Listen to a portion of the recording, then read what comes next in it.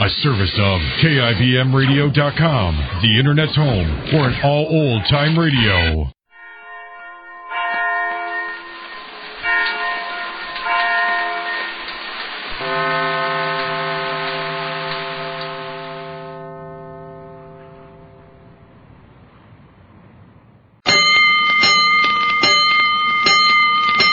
Five bells. Stand by all stations. Attention, all districts. A 5-alarm fire. 5 bells. Move in immediately. That's it. Let's go. Let's go. Firefighters.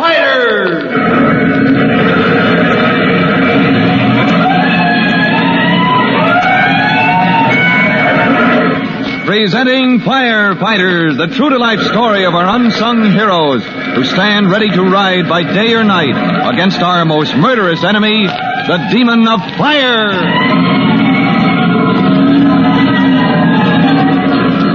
In just a minute, we'll join Tim Collins and Chief Cody, who are just arriving in Plum Valley by train after their rather ill-fated attempt to fly to the little town where they're to spend a holiday as the guest of Tom Culpepper, country editor friend of the Chief's. After their experience with the burning plane, they're eager to shake off the responsibilities of firefighting and settle down to a restful vacation. Is that possible, do you suppose? Well, we'll see in just a moment, right after this message.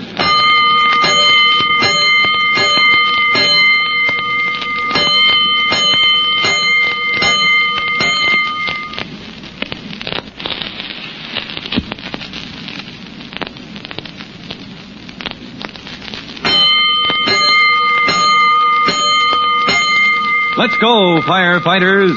Let's go to the peaceful little town of Plum Valley, where Chief Cody and rookie fireman Tim Collins are just arriving for what they hope will be a relaxing holiday, far from the cares and hazards of firefighting in the city. They're to be the guests of the Chief's old crony, Tom Culpepper, a man about the Chief's age, who spent his life running Plum Valley's only newspaper, a weekly called the Plum Valley Courier. Tom Culpepper has promised his guests a swell vacation with good country cooking and some of the best fishing in the state. In fact, fishing is the chief's topic of conversation as the train, one of the two a day that stops at Plum Valley, grinds to a stop before the... So you've never gone bullheading, huh, Tim? Oh, no, sir. I'm afraid not, Chief. Well, then you've missed one of the rare experiences of a lifetime. Bullheading. Late at night along the river. That's the life. Yes, sir. So this is Plum Valley, huh? Yep, and they got the best darn bullheads in the little river that runs through the town you ever saw. Huh. Well, I'd better pile off, I guess. See if my pal Tom Culpepper's about. Yes, sir. It's good to get here. Away from the city, away from fires. I wonder where Tom is. He said he'd meet us. Oh, here comes somebody who looks like he recognized us, Chief. That's him. Oh, Tom! Tom Culpepper, you old scallywag, you. Oh, Bob. Bob Cody. Well, how's the old smoke eater? Oh, good, Tom. Say, it's great to see you. Yeah. Oh, this is Tim Collins. I guess you've heard me talk about him. Sure have. How are you, Tim? Welcome to Plum Valley. How are you, Mr. Culpepper? It's mighty nice of you to ask us to come. Oh, just call me Tom, son. We're informal here in Plum Valley. Well, you finally made it. I got your wire about the plane mishap. Yeah, had a little trouble getting here, but now that we've arrived and I look around, I say it's worth even a plane accident. You know, I'd forgotten what a pretty place Plum Valley was. Well, we kind of like it. Here, let me take your bags. Got the car right over here. Smell that good, clean air, Tim. That's the stuff I've been telling you about. Nothing like a vacation in Plum Valley. Oh, say, how are the bullheads biting, Tom? You come just the right time, Chief. Yeah? The boys say they're biting like mosquitoes. You fish, Tim? Oh, well, sir, never tried bullheads before, but from what the chief says, it sounds like fun. Oh, best sport in the world. We'll get down the river and try them tonight after we got squared away. Good. Nothing better for breakfast than a mess of bullheads fried in cornmeal. I thought we'd stop off at the newspaper office, see that everything's put to bed, and then we'll head for home and a little supper. All right. Well, what have you been doing with yourself, Tom? Still getting out the courier every week? Oh, yep. Still enlightening the public on the comings and goings of the town. You know, all the vital and important news that happens. Yeah, you make it sound pretty commonplace, but you don't fool me. Being a country editor is a mighty important job, I know. Matter of fact, I am right in the midst of something right now that gives promise of being exciting. That's so?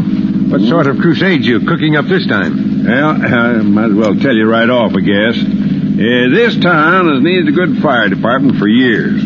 All we got is one ancient truck and no full-time firemen, only a few volunteers. Sounds typical of a lot of small towns. Well, I know it is, and I think it's time we did something about it. Why, do you know in the last 3 months, Plum Valley's had 6 serious fires, and every one of them could have been prevented or put out with small loss if we'd only had adequate fire equipment. Just like the old Tom Culpepper I remember. Still got the fighting spirit. Well, it's time somebody woke up to the situation. And I thought, while you were out here, maybe you could sort of help me stir up a little sentiment for getting better fire protection for the town. In between fishing, of course. Oh, sure, Tom. Can't fish all the time. Yeah, I'll be glad to do whatever I can. Tim, too. Oh, sure, Tom. Even though we are on vacation, we're still smoke eaters at heart. Yeah, well, here we are. Plum Valley Courier. Best little weekly in the state. Nice-looking little place. Yes. I worked hard to build this shop. That's one of the reasons I want good fire protection in town. Any reason to think you might get burned out, Tom? Well, as a matter of fact, there is. I've made a study of fires and fire prevention, and, here, I'll show you what I mean. You see this long block of connected buildings? Yeah, must run a full block from your newspaper office. Well, let me show you something. As an old fireman, I'll bet it'll make you whistle. Come on, we'll go up the stairs in the end building here. Hey, where are you taking us? Looks like the attic, Chief. That's right, Tim. And now, let me flash this light back along there. Say, You see? I told you you'd whistle. the open space up here runs the full length of the block. Yep. Building was built probably 50 years ago before they knew about constructing protective firewalls to keep fires from spreading. And nobody's ever thought it was important to change it. Yes, sir, Tom. You've got cause to worry. Why, that's like living next door to a tinderbox. Well, that's what I've been trying to tell the owners of this block of buildings, but they just shrug their shoulders and say, well, it ain't burned down yet. Yes, I know that kind of argument. I've run into it all my life. Indifference and complacency. Yeah. Two of the worst enemies of fire prevention. But did you mention something about supper? Sure did. You fellas ready to tie into a good country-style dinner? Well, I am, for one. Lead us to it. All right, let's go then. After dinner, Tim, Chief Cody, and Tom assemble their fishing rods and bait and head for the outskirts of town. We find them now on the banks of a little river, in whose still deep waters the bullheads reported to be eager to take the bait. Oh, this is what I've been living for. Sit on the bank of a river and fish. Toss out your line, Tim. Careful of those overhanging trees. You should have spoken sooner. Well, I'm stuck, I guess. Yeah. No fish up in that elm, Tim. I'll get it for you. All right, sir. There you are. Now, toss her out. Thank you. There we are. Say, what kind of a fish is a bullhead anyway, Chief? Well, it's sort of a catfish. Has whiskers like a cat and horns on either side of its mouth. Mm-hmm. Yeah, and watch out for those horns, son. If they stick you, they can really hurt. Oh, is that so? Bullheading sounds almost as dangerous as firefighting. No. All you gotta watch out for is those horns. That is, after you get them on your hook. A pleasure I hope to have before the night is over. Oh, you will, if what the boys have been telling me is true. Why, to hear them tell it, everybody in Plum Valley is eating bullheads exclusively. It's a pretty night tonight. That moonlight on the meadow. Yeah, this is one of my favorite spots, this little fishing hole. Sort of peaceful like. Mm-hmm. Nothing but the tree toads, frogs, Mara, the quietness. Ah, yes, sir. It is nice, isn't it? Yes, sir. Hey, that's not a tree toad or a frog. No, it sure isn't. That's the town fire bell. Fire bell, huh? Well, gee, shall we... Shall we go to it? Well, you're darn right. Here's a chance for you to see the Plum Valley Fire Department in action. And if it's no better than the last 6 times, it's going to be a sorry performance. Come on, the bullheads can wait. In the still night, the quiet of the Chief's and Tim's first vacation fishing trip is shattered by a fire alarm. And even though they don't have to roll officially to this fire, they're right behind Tom Culpepper as he leads them to the fire. A fire which is destined to have far-reaching consequences in Tom's crusade to get better fire protection for Plum Valley. Now, to learn what happens when Tim and the Chief turn up at this small-town fire, be sure to listen to the next thrilling episode of The Firefighters. In just a moment, Chief Bob Cody will tell all of you boys and girls how you can help the firefighters right in your own hometown. But first, boys and girls, here's a message you ought to hear. And now here's Fire Chief Bob Cody with a special message for the Firefighters Brigade. Chief Cody. Hello, boys and girls. You've all watched a man or a woman take a cigarette from a package, put it in the mouth, and light it. You've probably watched many times the glow of a cigarette in the dark. A red, hot coal so small it seemed harmless. But here's a startling fact. The temperature at the end of a lighted cigarette is from 1,500 to 1,700 degrees. 15 or 17 times hotter than the hottest summer day. I tell you this just as a reminder to watch lighted cigarettes, because they're one of the major causes of fires in this country. A cigarette, carelessly dropped, can mean disaster and destruction of the worst sort. Well, that's all for now. Till I drop in next time, so long. Fire Chief Cody and the young rookie fireman Tim Collins will be back on the same station the next time you hear... That's it. Let's go!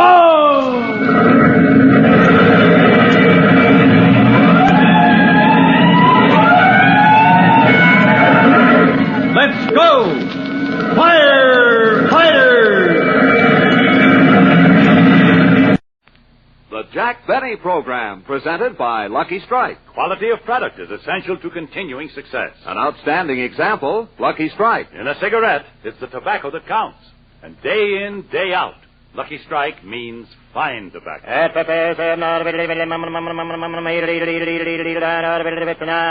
American. Lucky Strike presents The Man Who Knows. Mr. Ed Isaacs, independent tobacco warehouseman of Lebanon, Kentucky, has seen millions of pounds of tobacco sold at auction. Recently, he said, season after season, I've seen the makers of Lucky Strike buy fine, ripe tobacco. The kind of leaf a tobacco man really goes for. My own cigarette for more than 15 years has been Lucky's. At auction after auction, independent tobacco experts like Mr. Isaacs can see the makers of Lucky Strike consistently select and buy that fine, that light, that naturally mild tobacco. Remember, LSMFT, LSMFT. Lucky Strike means fine tobacco. And fine tobacco means real, deep-down smoking enjoyment for you. So smoke that smoke of fine tobacco, Lucky Strike. Yes, next time you buy cigarettes, ask for Lucky Strike. So round, so firm, so fully packed, so free and easy on the draw.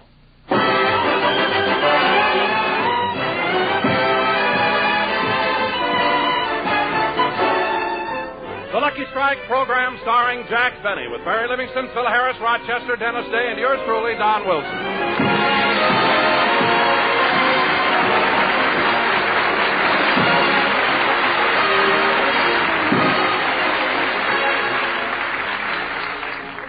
Ladies and gentlemen, as you all know, Sunday night is a great night for comedy on NBC. One of the outstanding comedians is Fred Allen. What? However, it's too early for Allen, so I bring you his closest friend, Jack Benny.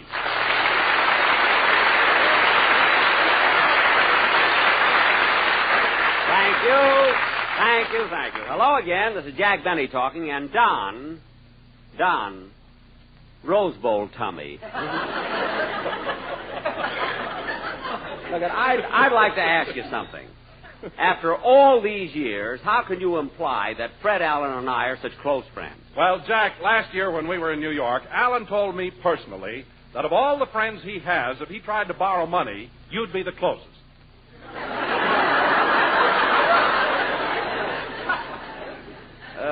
Fred Allen said that? Yes, Jack, he certainly did. Well, Don, I'm the kind of a man who likes to give credit where credit is due. And that joke deserves at least 5 seconds of silence. Will you people in the audience please bear with us?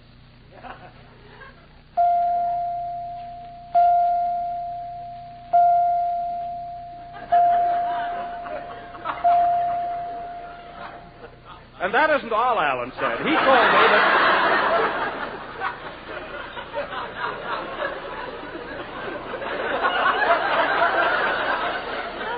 Wait a minute, Don. Jack isn't back yet. Well, where is he? While the bells were ringing, he was out in the audience telling good humors. I was not. You're just as bad as Allen with those stingy jokes about me. Oh, Jack, it isn't only Fred Allen. Everybody is talking about how cheap you are. Even I'm embarrassed. What? Look what happened last Saturday night at the Brown Derby. Mary. You ordered a bowl of noodle soup and ate it right down to the last spoonful. Well? Then you caught a fly, threw it in the soup, and refused to pay for it.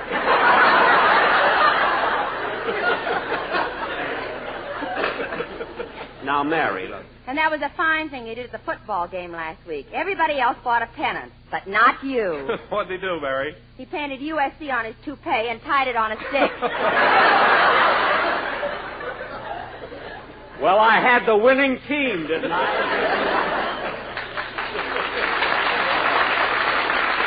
Believe me. Yeah, but if you dyed green for Notre Dame, I'll punch you right in the nose. If you hadn't hesitated before green, you'd have had a great joke there. Anyway, sister, you're dimming my Christmas spirit. Now, let's get on with the... Come in. Mr. Benny, I'm from Coronet Magazine, and we want to express our appreciation to you for being our quiz editor this month. Well, I was glad to do it. You were selected because you are a man who always tells the truth. Of course, sure. Now we'd like some information for our files. Anything at all. What is it you want to know? How old are you? Well, how old would you say I look? Oh, I'd say about 38. Thank you. Do you mind if I borrow your handkerchief? Why? The wind is blowing through this hole in my head.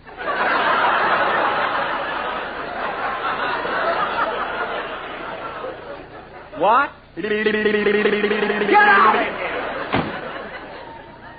I don't know why it is. On other shows, when someone knocks on the door, it's a guest star. On my show, it's always an idiot. I'll be right with you, Jackson. I wasn't calling you.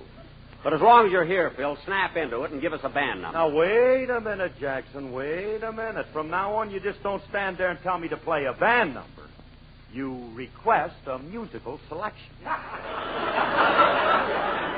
What? Then if the maestro is in the mood, he will acquiesce. Phil, are you winking at me, or did you lose the toothpick that was holding your left eye open? I didn't lose nothing, Jackson. I'm just classy now. Didn't you notice what happened at the opening of the show? Notice what? I was leading a band without a stick. Well, 3 cheers and a tiger for you. Without a stick, huh? Certainly, it's much more dignified now that I'm like the other great musicians, Stokowski or Toscanini or Spumoni. I knew if he talked long enough, he'd hit the jerk pot. I was sure. Phil, Spumoni is an Italian ice cream. Oh, thank heaven. I thought I said a naughty word. No, Phil, you're in the clear. There was nothing naughty there, unless...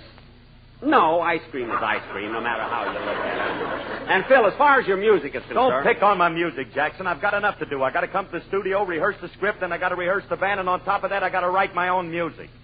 You mean you make your own arrangements? Certainly, but if you paid me enough, I could hire a guy to come down and fix them up a little. You know, one good note here and there makes a lot of difference.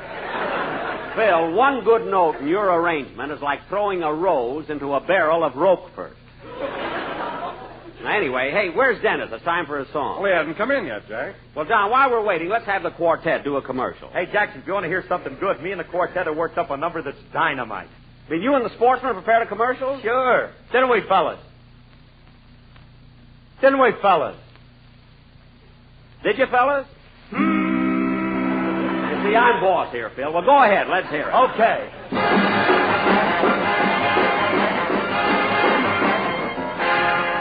won't you come with me to Alabama? Let's go see my dear old mammy. She's smoking Luckies and broiling hammy. That's what I like about the South.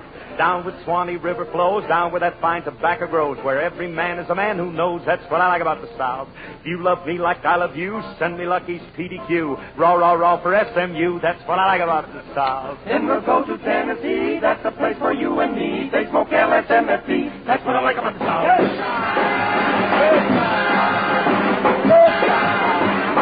Take one, Jackson. What's come with me to old St. Joe, where they love me but the Lucky's mow, so free and easy on the dro. That's what I like about the South.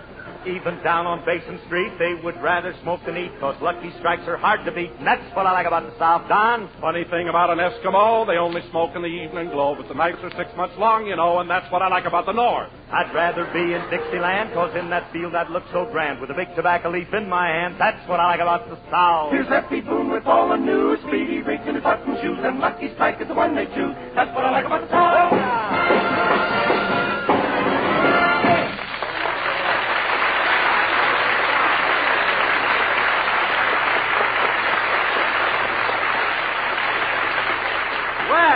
Well, yes, sir. Say, Phil, did you write that number all by yourself? I certainly did, Jackson. Wrote the music, arranged it, and everything? I mean, nobody helped you? No, I did it myself. Well, now you know what I mean by Roquefort. I can't understand why Dennis isn't here. Well, I haven't seen him since we had Thanksgiving dinner at your house. That's funny. Hey, Jackson, maybe the kid ate too much turkey and got sick. No, he couldn't have. There were 16 of us at the table, and I still have half the turkey left. There were 28 of us, and you still have 3/4 of the turkey left. What? Nobody but you would think of putting sleeping pills in the stuffing. Oh, stop, will you? See, I can't understand where Dennis is. You want me to go out and look for him? Yeah, see if you... Dennis, when did you come in? Just now. Why are you so late? Well, I had to wait for my mother. She took me downtown to buy a suit with 2 pair of pants. Well, why did your mother have to go along? The suit was for her.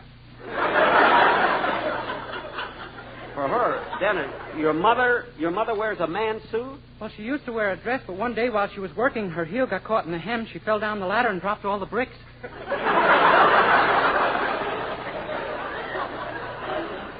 Dennis, you mean your mother's a hod carrier? Why didn't your father do that kind of work? Well, he has to stay home and do the cooking and sewing. Well, that certainly is a mixed-up family. Your mother wearing men's clothes and your father in an apron. Yeah, when I was born, a doctor didn't know which one to take to the hospital.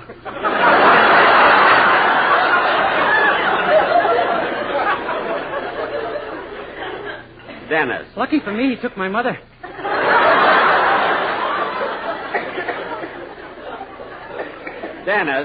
Dennis, what makes you so silly? Oh, I don't think he's silly, Jack. I think he's cute. You're cute, too, Mary. And if you ever think of getting married, my phone number is Gladstone 1975. 1975. If a man answers, it's my mother. Dennis, if Mary was thinking of getting married, it wouldn't be to you. You're just a kid. Oh, I'm not a kid anymore. My father told me all about the birds and bees. What? The birds are the ones with the wings. Dennis, the bees have wings, too. Don't get vulgar. Dennis, do me a favor. Let's have your song, will you? Okay. Can't understand how he's got 2 shows.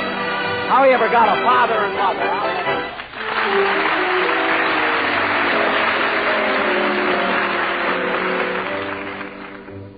Lately, whenever you hold me, you don't hold me tight. Don't you love me anymore? Lately, I've had to remind you to kiss me goodnight. Don't you love me anymore?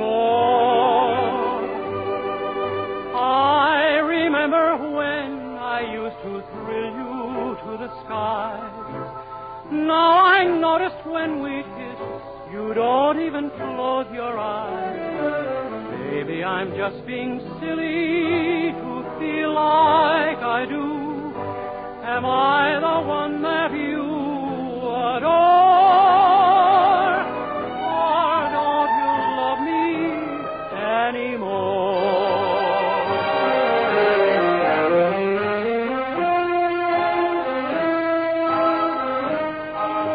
Don't you love me anymore?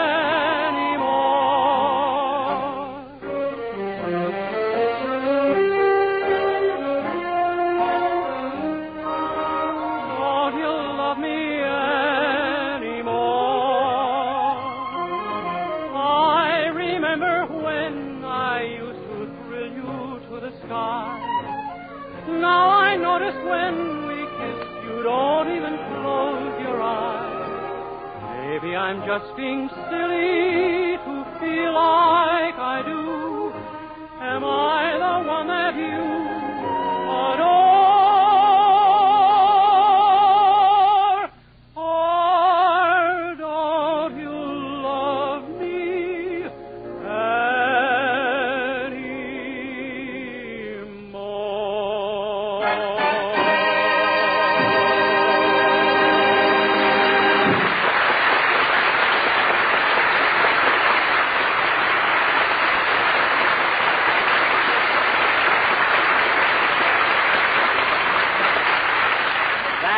Don't You Love Me Anymore, sung by Dennis Day, and very good, Dennis. Thanks, Mr. Benny. Before I forget, my mother told me to thank you for inviting me to your dinner last Thursday.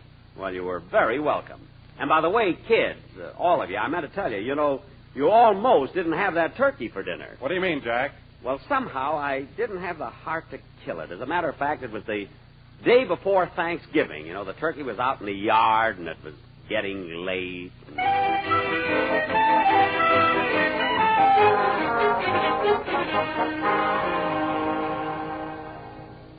Look at her, Rochester.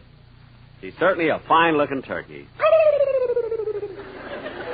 See, we've had her almost a week now. I know, she seems to know us.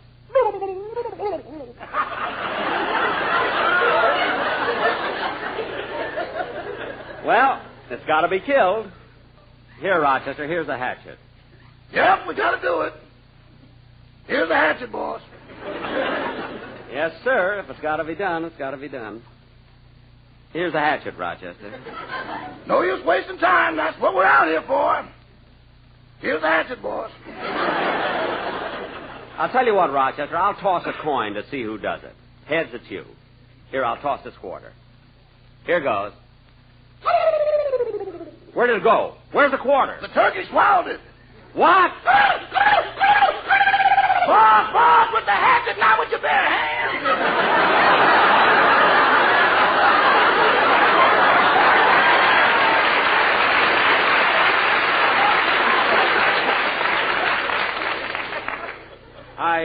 I was just trying to stop her from swallowing it.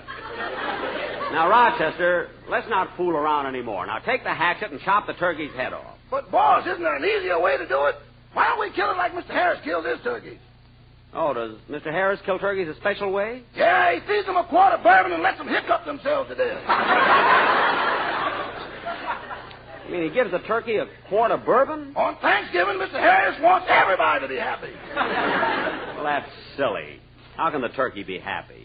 His body will soon be in the oven roasting. Yeah, but his head will be out in the yard smiling. Oh, fine. Well, we're not going to waste any bourbon on this turkey.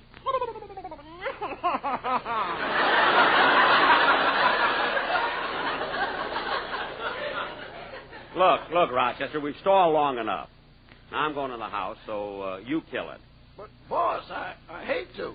Well, I'm not happy about it either, but it's got to be done. Now go ahead.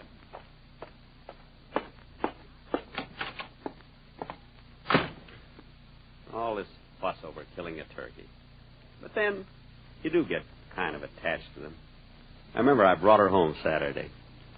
And every morning she laid an egg.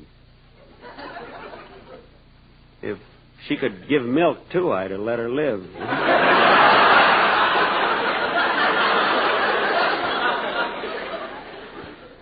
But then, what have I got to lose? At least this way I get food and a duster.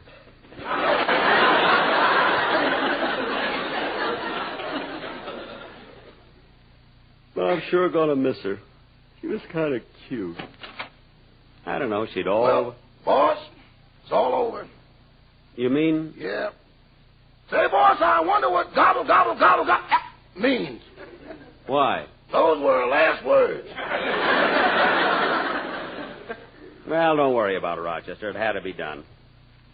I'm going into the den and lie down. I'm kind of tired, anyway. It'll be good to lie down a while. See, I'm tired after all the work I've done. I hope the gang enjoys the Thanksgiving dinner tomorrow. Thanksgiving is one of my favorite holidays. But it's not like it used to be. I remember when I was a kid back in Waukegan. My father and I used to go out in that big forest and shoot a turkey. Just think, that's where Chicago is now.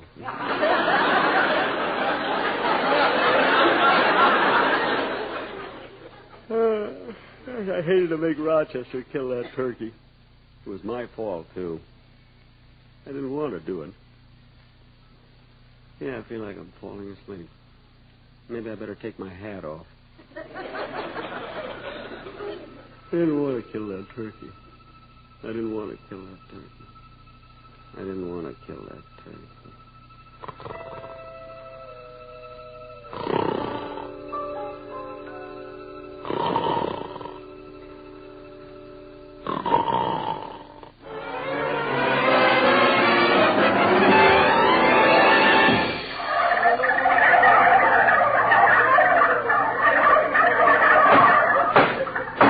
Order in the court. Order in the court.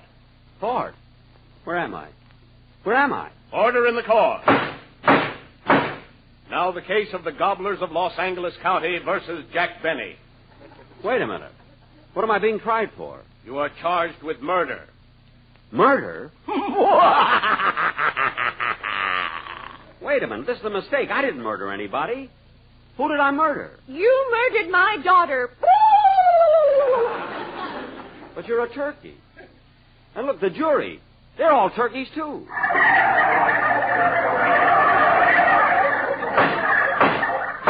Everybody rise, please. His Honor, the judge.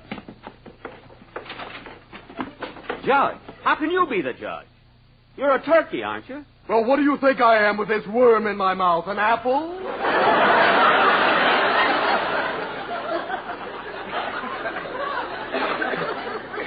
What? But, Your Honor, if you're the judge, why aren't you on the bench? Why are you sitting over there? My wife went shopping, and it's my turn to sit on the nest. Oh. Whoops! Congratulate me. I'm a father. And now let's get on with the trial. The prosecution will present its first witness. Will the first witness please take the stand? Your name? Tallulah Turkey. You promise to tell the truth, the whole truth, and nothing but the truth? I do. Tell her to uncross her legs. She's influencing the jury. Imagine her coming into court wearing those short feathers. Now, Mrs. Turkey, when was the last time you saw your daughter?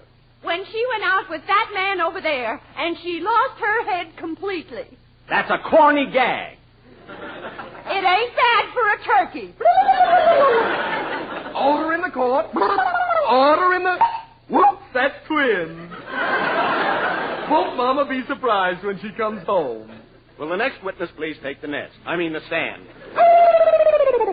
You are here as a character witness, sir. What is your name? My name is Fred Allen. Your occupation? I'm a comedian. That's a lie. I object. Order in the court. Order in the court. Now, Mr. Allen, how long have you known the defendant? 74 years.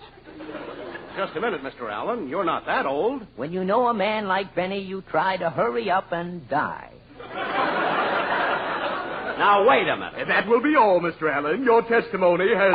Whoops! That's 3 down and 1 to go. And now will the defendant please take the stand? Yes, and I'll say plenty. Your name? Jack Benny. Your occupation? Radio comedian.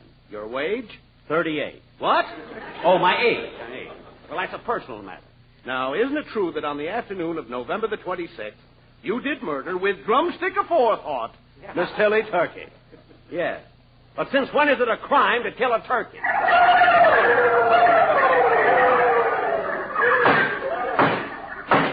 The prosecution will present its next witness. Yes, sir. Your name, please. Mr. Kitzel. Now, Mr. Kitzel, in the course of your employment in a poultry market, isn't it true that you sold the defendant a turkey? Look, Mr. Benny is a very good friend of mine. I don't like to say anything that's going to hurt him. Well, how long have you been friends? Since before he murdered the turkey. Mr. Kitzel, quiet. Now, about this turkey you sold the defendant. Was she nice and plump? She was beautiful. Oh. Then she was very well rounded. Her pictures was banned in Boston. Now, Mr. Kitzel, we want an identification of the deceased turkey. How much did she weigh? I think 29 pounds. You think she weighed 29 pounds, don't you know? Wait, I'll ask my assistants. Say, boys. They're not his assistants. That's my quartet. What's the matter with everybody? Are they crazy? Boys, how much did Mr. Benny's turkey weigh?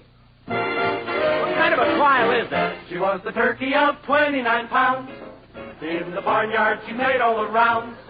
Now there were 29 chickens as crazy as the dickens of the turkey of 29 pounds. She left 29 broken eggs.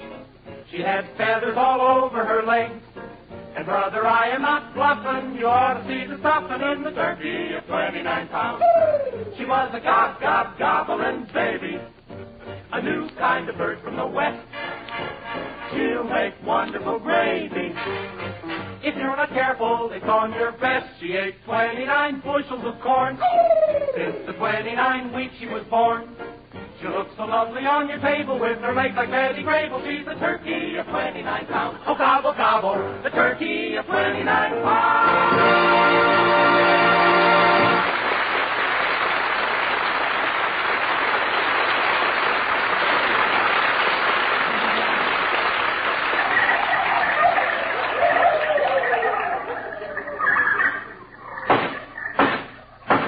Turkeys of the jury, you've heard the evidence. What is your verdict? We find the defendant, Jack Benny, guilty of murder. John Wilson! Let's get him, kid. Get away from me! Get away from me, do you hear? Stay away from me!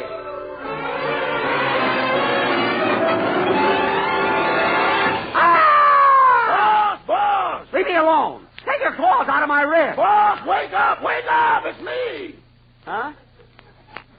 Oh, it's you, Rochester. See what a dream I just had. Dreamed a bunch of turkeys were eating me. I could feel them. One of them kept biting me and biting me. Well, boss, you should never go to sleep with your teeth in your pocket. Yeah, I guess you're right.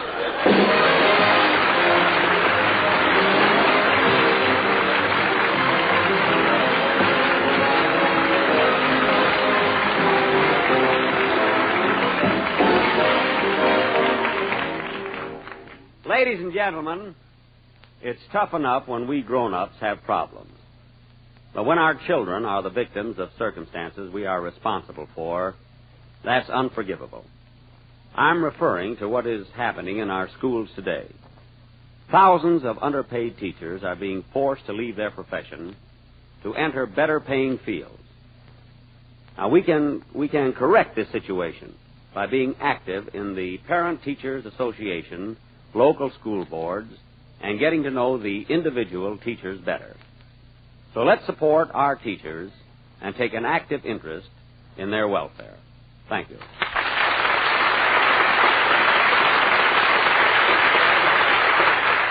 Jack will be back in just a minute, but first, quality of product is essential to continuing success. And Lucky Strike means fine tobacco. LSMFT. Yes, Lucky Strike means fine tobacco. And fine tobacco is what counts in a cigarette. Remember what happens at the tobacco auctions? Season after season, at auction after auction, independent tobacco experts can see the makers of Lucky Strike consistently select and buy that fine, that light, that naturally mild tobacco. Lucky Strike presents The Man Who Knows. Mr. James Ball, ace tobacco auctioneer of Winston-Salem, North Carolina, sold 7.5 million pounds of tobacco in just 24 days. A world's record. Not long ago, he said, season after season, I've seen the makers of Lucky Strike buy fine, ripe, mellow leaf, tobacco that makes a swell smoke.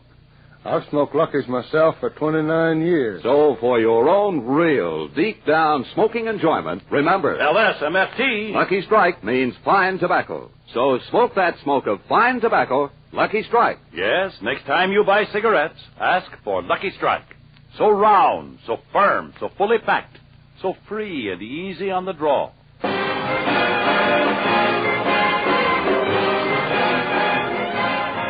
Ladies and gentlemen, be sure to listen to the Phil Harris Alice Faye Show on Sundays and A Day in the Life of Dennis Day on Wednesday. Well, kids, I'm glad you all enjoyed the Thanksgiving dinner, and, oh, darn it, I just remembered something. I forgot to invite Norman Krasna. I better call him up and apologize and ask him to dinner tonight.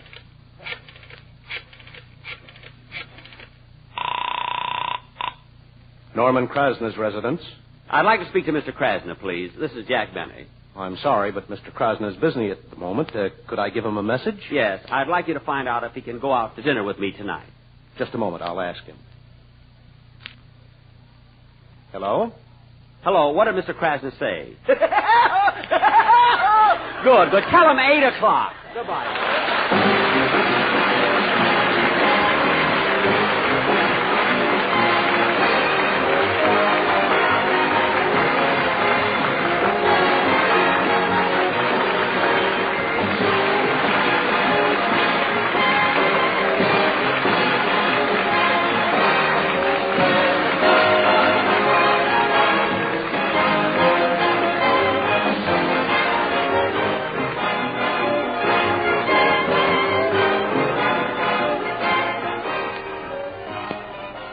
This is NBC, the National Broadcasting Company.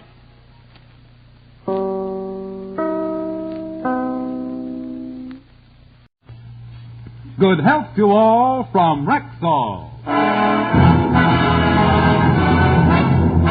It's the Phil Harris Alice Faye Show, presented by the makers of Rexall drug products and 10,000 independent Rexall family druggists. Good evening. This is your Rexall family druggist with a welcome from all 10,000 of us.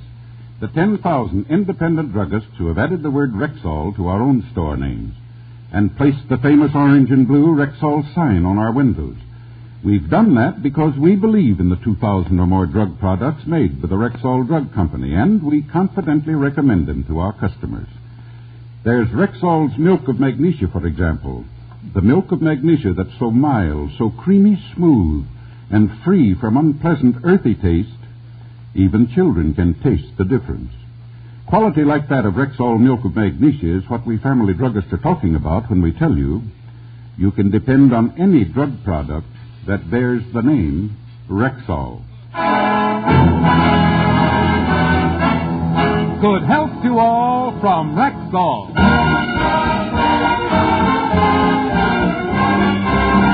And now your Rexall family druggist brings you the Phil Harris Alice Faye Show, written by Ray Singer and Dick Chevrolet, with Elliot Lewis, Walter Tetley, Robert North, Janine Roos, Ann Whitfield, Walter Sharp and his music, yours truly, Bill Foreman, and starring Alice Faye and Phil Harris.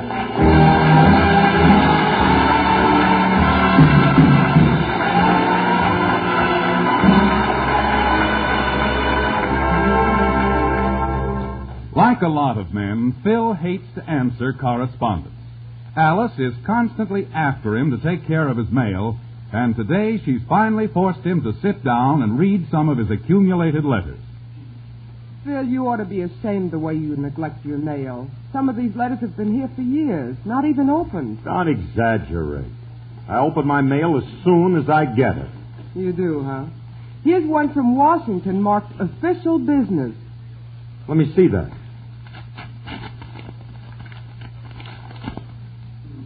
Greetings. You are hereby ordered to report to your induction center. I answered this one. I was in the Navy in 1943. This one's from 1917. Oh, that must be for Dad. All these letters aren't for me. Here's one for you. What does it say? Well, let me see. Oh, it's from the Bank of America, and it says, Dear Miss Faye, we appreciate your daily deposits, but please stop already. You're overcrowding our vault. Honey, I'm a busy man. Do I have to go through all this stuff? Oh, you won't after today. I put in an ad in this morning's paper for a secretary for you. Well, I don't need a... Secretary? Yeah. I could use one of them cute little gals to kind of... Hold it, Wonga. That's not what you're getting. I advertised for a man secretary. A man's secretary? Pull yourself together, Hilda. You're making noises like a wife now. What's the matter with you? Don't you trust me? Oh, of course I do. If you insist on a woman secretary, it's okay with me. I'll get you a sweet, charming, middle-aged spinster. That ain't gonna do it. Look, I want a young girl, my own age.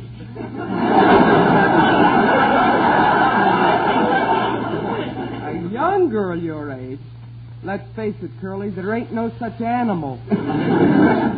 Besides, I've practically hired a man already. And Mr. Sweeney called this morning. He sounded very efficient. I told him to come over for an interview. But, honey, a girl can be just as efficient.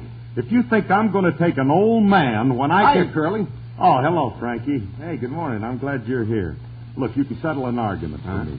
Now, if you were hiring a secretary and you had a choice between an efficient old man or a pretty young girl, which would you choose? Well, that's not a choice. That's just a stupid question. Now, you see, Alice, Frankie agrees with me. Of course. Guy would be a fool to choose a pretty young girl when he can get an efficient old man. Business efficiency is the prime requisite in the administration of the customary protocol.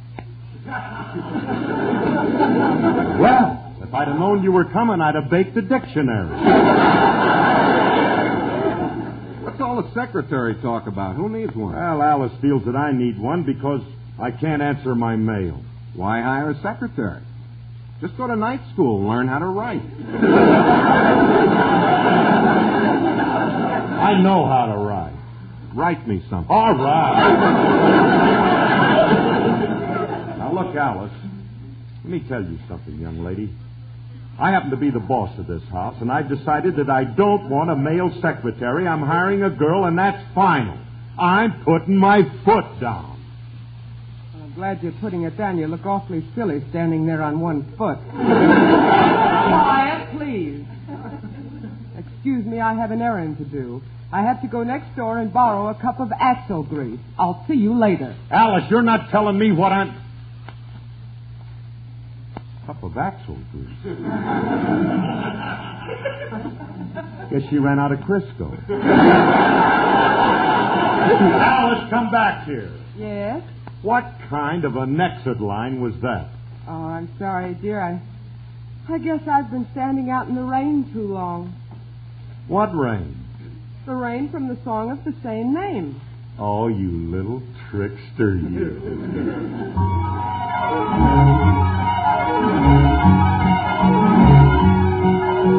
Rain, let us cuddle in the rain. Pitter-patters on the pane.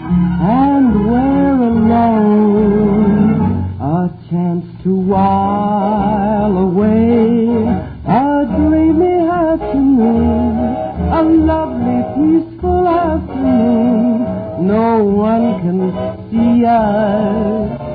Rain, it's so cozy in the rain. There's no reason to complain if he's with you. To hold his hand, and then it's time to wonder in the rain, rain,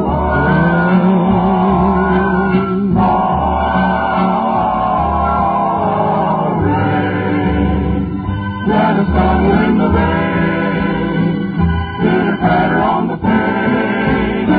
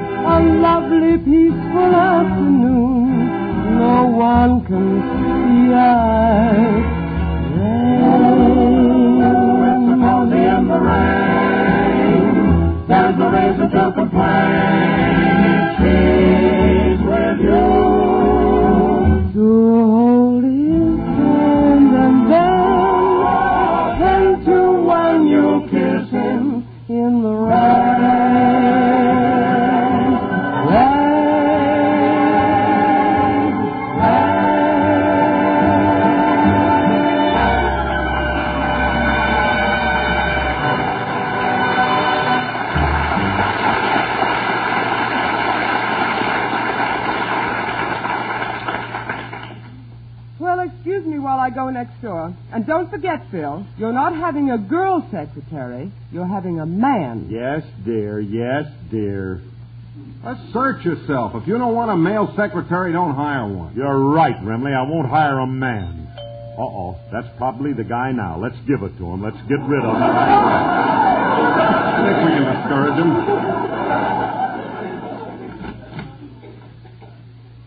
Oh, how do you do? My name is Robert Q. Sweeney. I'm here for the job. What job? Well, the one you told me about on the phone, Mrs. Harris. Oh, this boy's off to a great start. I got news for you, kid. I'm Mr. Harris. Oh, I'm sorry. With these new short haircuts women have, it's hard to tell. I get kind of confused. I can understand that. A very embarrassing thing happened to me a few months back. I went with a girl for 2 weeks, and it wasn't until I kissed her that I found out it was her father. That must have been very disappointing. Yeah. What I thought was hot lips turned out to be a cheap cigar.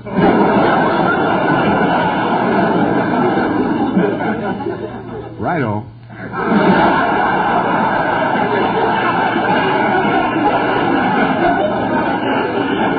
All right, Remley, you can drop the net now. So long, Sweeney. Don't forget to say hello to Governor.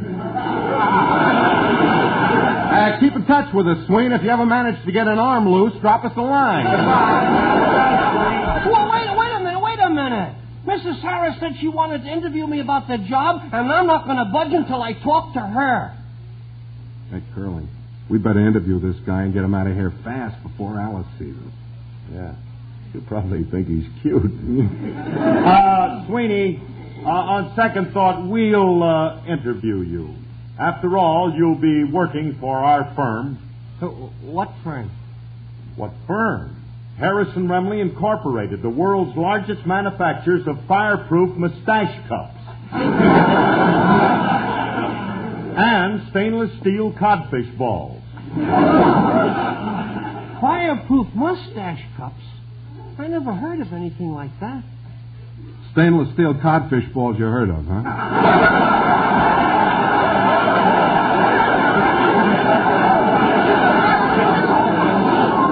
You're going to love our new line, ball-bearing flapjacks. By the way, Mr. Remley, how are our flapjacks doing lately? Great.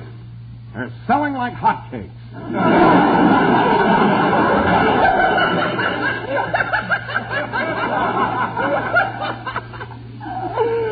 That's a pretty lousy joke. If you fellas don't mind, I'd rather talk to Mrs. Harris. Phil, did that man show up for the job? Oh, Remley, quick. Shove him in that clothes closet. Shove him in there till I get rid of Alice. Yeah, okay. If you want to talk to Mrs. Harris, Mr. Sweeney, just step in this other room for a minute. Right this way. Attaboy.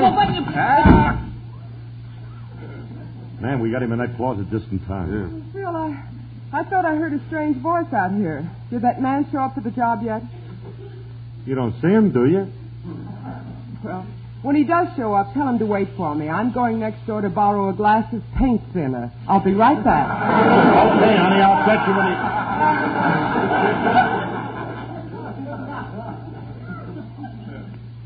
Glass of paint thinner? First it was axle grease, and now it's paint thinner. Remley, what do you suppose she has in mind? I don't know. But I ain't going to stay for dinner. Look, do me a favor, will you? Now, while she's gone, let's get Sweeney out of that clothes closet and get rid of him. Will you help? Hey, Sweeney! Sweeney, you can come on out now. Ah, that's a nice room in there. Doesn't get much sun, but it's cozy.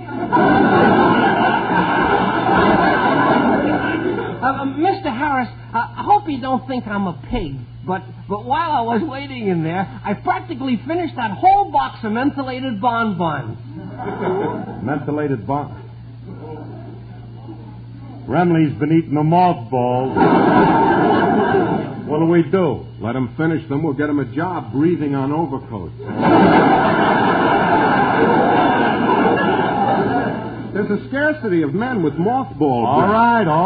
I'm all up with you now. That's fine. How are we going to get rid of this guy? Frighten him. How? Sing at him. That ought to scare the mothballs out of him.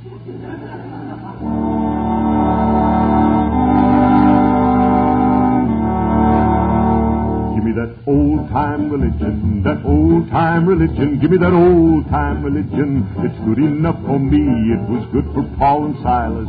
Good for Paul and Silas. It was good for Paul and Silas, and it's good enough for me. Show me that place by the river, that place by the river. Show me that place by the river on Jordan's sunny shore. What saved Daniel from the lions? Saved Daniel from the lions. What helped Daniel with the lions? Deacon started telling me. Well, it was that old-time religion, that old-time religion. Yes, that old-time religion, and it's good enough for me. It helped Daniel with the lions. It helped to set him free. Well, if it's good enough for Danny, then it's good enough for me. So give me that old-time religion, that old-time religion, give me that old-time religion. It's good enough for me. I'll be listening for Gabriel, listening for Gabriel. I'll be listening for Gabriel to blow on Judgment Day. What helped David with Goliath? Help David with Goliath. What helped David slay Goliath? What was it set him free? Well, that old-time religion, old-time religion. Yes, that old-time religion. It's good enough for me. It helped David with Goliath.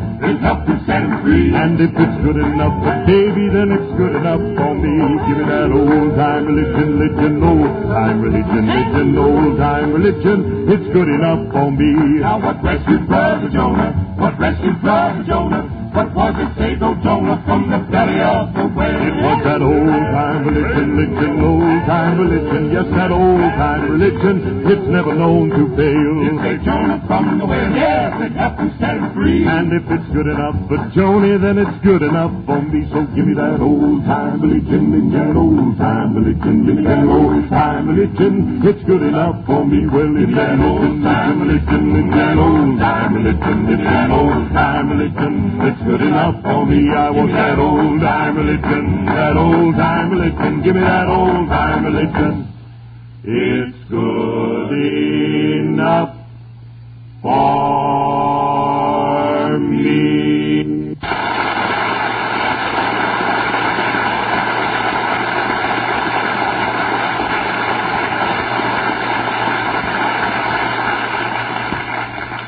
Hey, Curly. He's still here.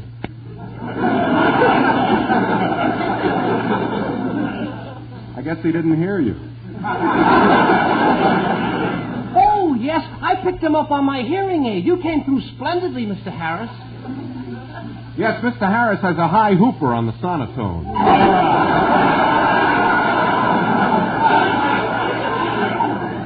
Now, look, Sweeney, I don't want to... Oh, no, there's the bell. That's probably some other guy answering the ad. Frankie, I'll sneak Sweeney out the back and you answer the front door. Hurry up. Yeah, hurry. Come on, Sweeney. We're going bye-bye. Oh, good. Can we go to the pony ride? Yeah! Oh, now remember, Remley, if anybody comes after that job, get rid of them, because I don't want no secretary. Yeah, okay, Curly. I'll brush him off fast. I'm coming. I'm sorry, but we can't use you. We don't need no secretary. Not even me? Well, you can throw away my guitar, Mother. I found something better to hold on my lap.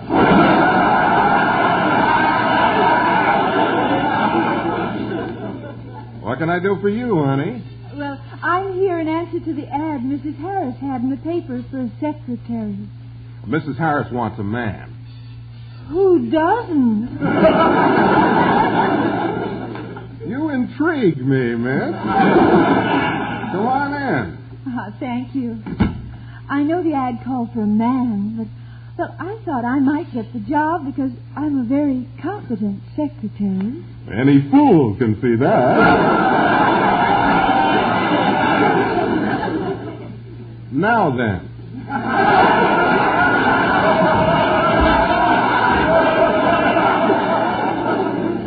What is your name, dear? Clyde. Clyde? That's my last name. My first name is Myrtle. Do you have any references? Oh, I'm afraid not. All I have is a few pictures of me in a bathing suit. Here you are. Oh, honey, that won't do any good. I can't tell from these if you...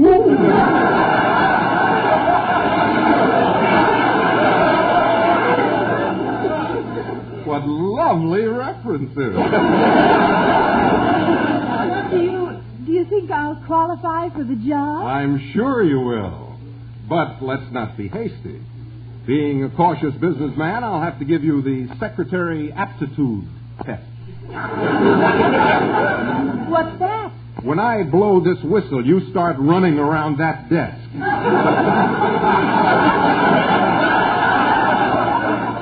What's the test? I run around after you, and if you get winded before I do, you get the job. On your mark, get set. Oh, no, you're being silly.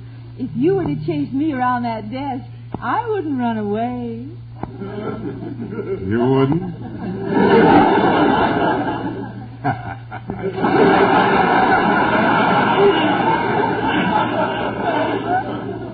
What would you do? Well, you see this hat pin? Yeah. Well, I'm not wearing a hat, and I'd have to put it someplace.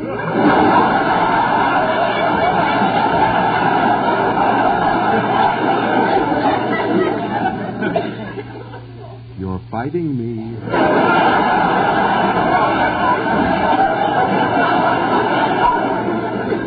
Well, do I get the job? Of course you do, my dear. I'm sure things will work. I got rid of Sweeney. Okay. Good. Now come on in and meet your new secretary. Thank you. I told you I don't want no secretary. But I'll be such a big help to you. I don't care. I don't need your help.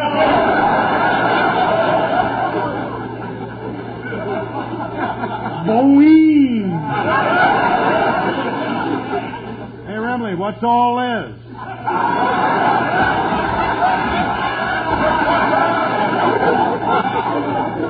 This is the secretary Alice advertised for. I don't think this is what Alice had in mind. Oh, but she's a good secretary. I don't care. Get Luella lap warmer out. Ah, Curly, you're not being fair. Just because this girl happens to be pretty doesn't mean she isn't capable. You should see this kid's references. Please, gentlemen, don't fight over me. If you don't want me, I'll leave. I don't know where I'll go or what I'll do, but I guess nobody cares. Oh, now, miss, please don't do that. This kid cries pretty good. Let me have just a little more of that, honey.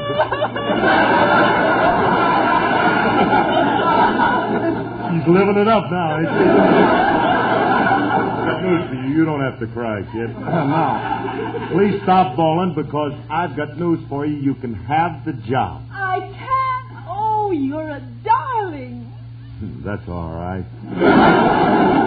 Oh, you're the nicest old man I've ever met.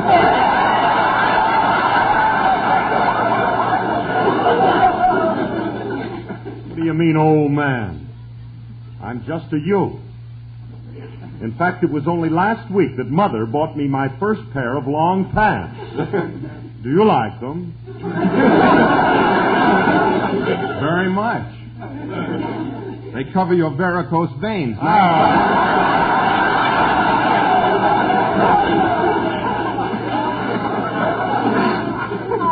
You're so nice to give me the job, and well, I'd like to show my appreciation. May I kiss your cheek? Would it make you happy, my dear?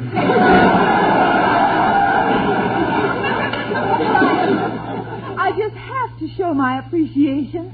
There. Hey, I bring the groceries and... Ha!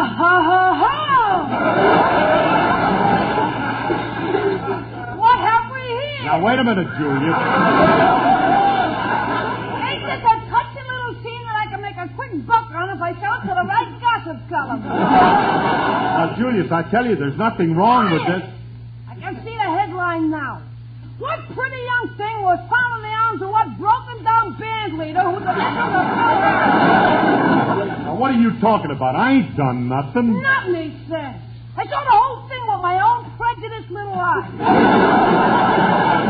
This sweet young thing came to your door selling Girl Scout cookies.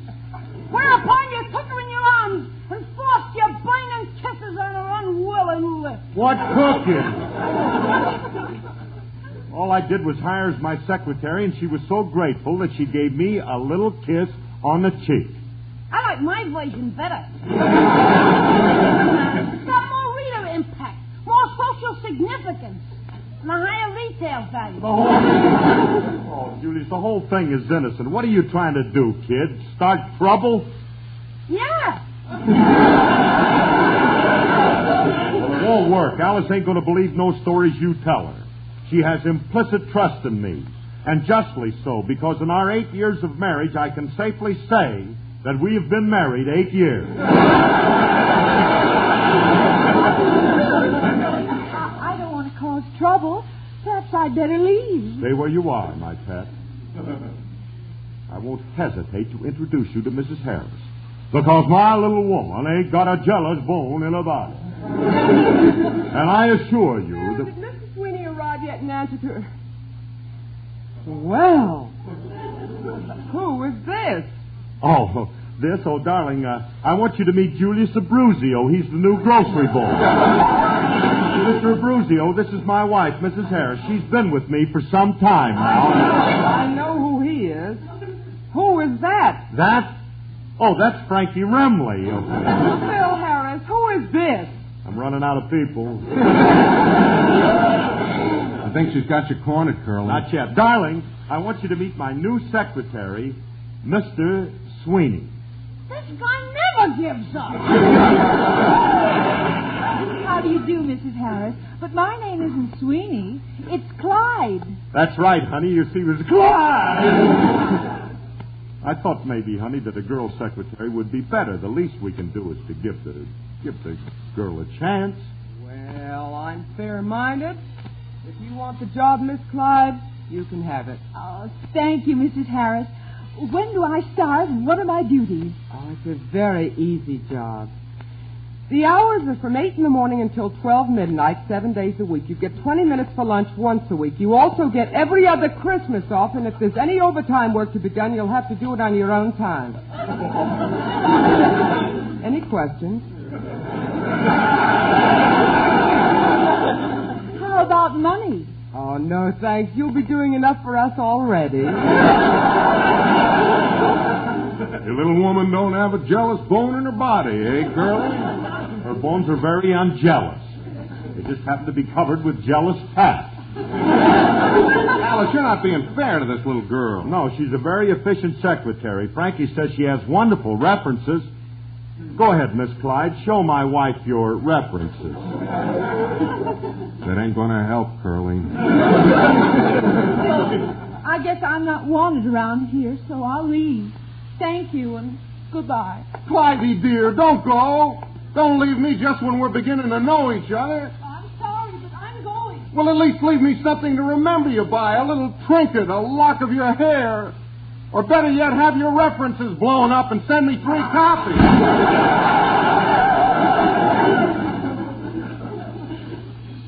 She's gone. Poor kid's feelings were hurt, certainly. Alice, you were horrid. The poor child's on the verge of tears. She needed this job, and that must be her again. She probably hasn't got car fare home, and I'm going to give it to her. Here's $1, honey. Take a cab home. I'll need $2.50, dear. I live in Glendale.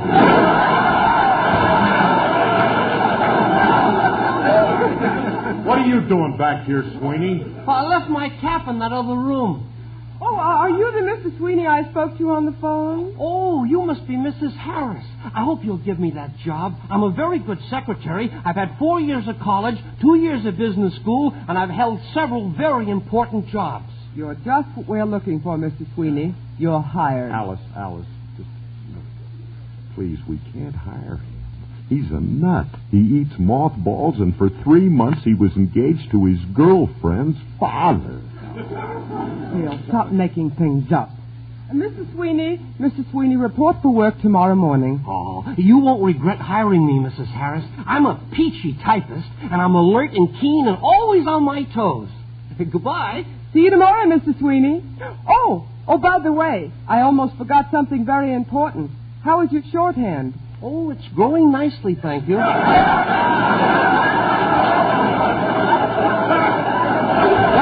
see you bright and early. Good night, Teddy.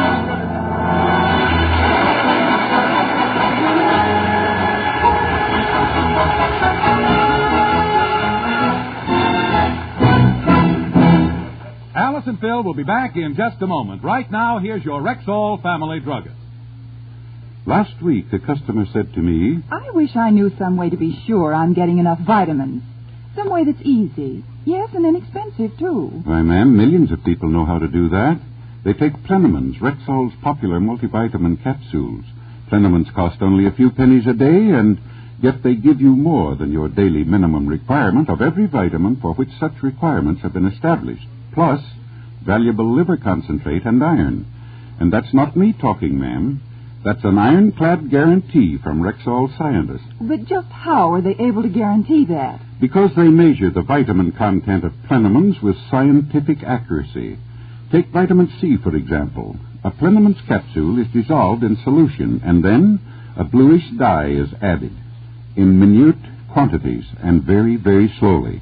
The dye combines with the vitamin C in the capsule and loses its color. Now, this is continued until the dye begins to overcome the vitamin C and slightly color the solution. Thus, the amount of dye the solution has absorbed becomes an accurate measurement of the amount of vitamin C in the capsule. No wonder you family druggists sound so confident when you tell us... You can depend on any drug product that bears the name Rexall. Well, it's more than a slogan. It's a fact. Good health to all from Rexall. We're a little late, so good night, everyone, and thanks. Next, Sam Spade, then Doug Fairbanks on Theater Guild on NBC.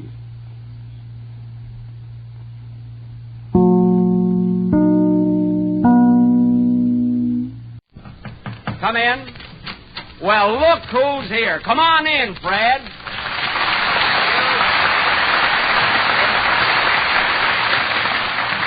Thank you, ladies and gentlemen. I'm certainly surprised to see so many of you in here. It's not raining outside, is it? No, it's not raining, Fred. These people are all here to see me. And you're not giving away dishes or anything? No, sirree, it's just me. Now, look, Jack, you couldn't draw a crowd as big as this if you were a gutter on New Year's Eve.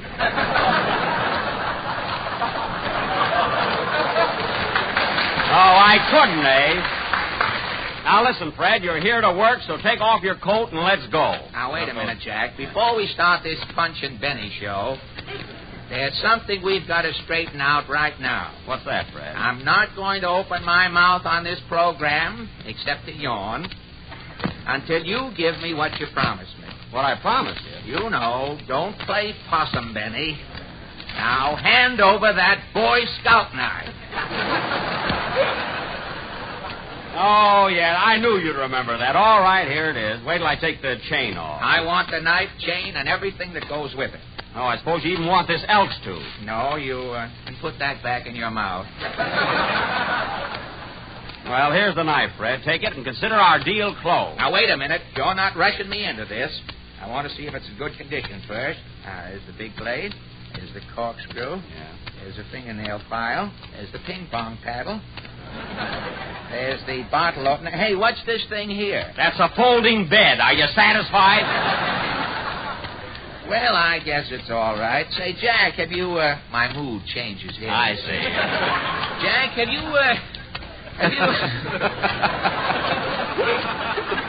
I'm on the air in the scripts can go from now on. I see. It's too late. It should have gone before. That's right. Jack. Now, listen, Fred, listen. Shall I slice him down, Mr. Benny? Never mind, Rochester. Oh, now, wait a minute. Who is this Swami here? Swami? I'm Mr. Benny's butler. Butler, hey? Well, listen to me, you Ethiopian Jeeves. One more word out of you and you'll be buttling in a shroud. Don't let him scare you, Rochester. I ain't scared. That's the stuff. Wait a minute. What is a shroud? A shroud, my untutored friend, is a windbreaker for a ghost. Make way for a coward.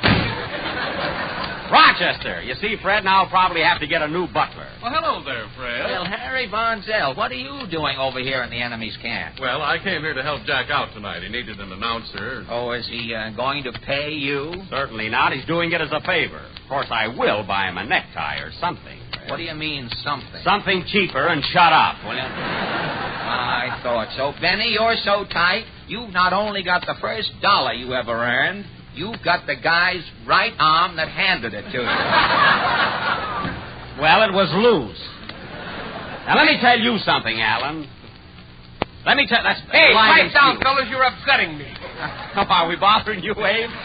Yes, we Yeah, welcome why up. don't you two guys be debonair? Debonair. He's If not you say saying that. debonair once more, I'm going to ask you what it means. Now, wait a minute. He's not saying debonair. He's got a ventriloquist with him here. But you're going to ask him what it means. Will you know if his answer is correct? Don't worry about me, Fred. I know plenty of big words. Now, listen, you itinerant buffoon. The only big word you know is your right name. Well, what if I did reduce it a little? My right name wasn't so long. It wasn't, eh? Why, your name was so long it took 15 minutes to write it in shorthand. And then they had to send the pencil to the Mayo brothers to recuperate.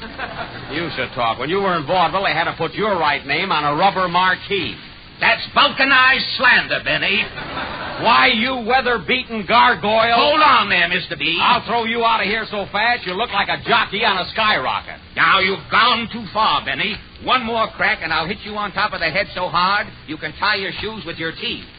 Oh, you will, eh? Yes, I will. I'm taking my Boy Scout knife and getting out of here. That's fine. Thanks for coming over, you town hall Buddha. You're welcome, you Waukegan whippersnapper. Goodbye.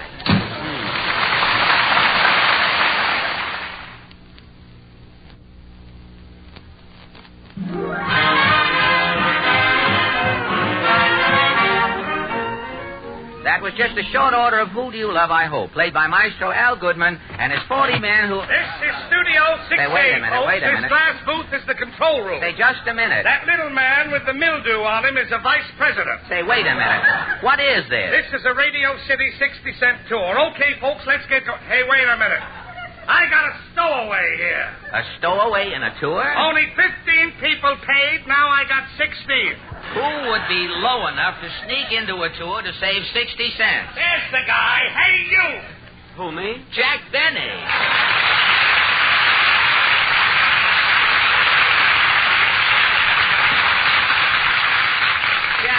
Come on, Jack. I'm going to get 60 cents out of you back. Take your hand off my spine. Put me down. Yes, guide. Put Mr. Benny down. I'll give you the 60 cents. Wait a minute, Fred. Wait a minute. Put that money away. But, Jack. I've only seen half the tour. Well, Jack. Give him 30 cents. Here you are, guide. Thanks. Follow me, folks. Now, on your right is a water cooler. Well, Fred, it was nice of you to pay that 30 cents. Oh, it was nothing. Nothing, he says. 30 cents.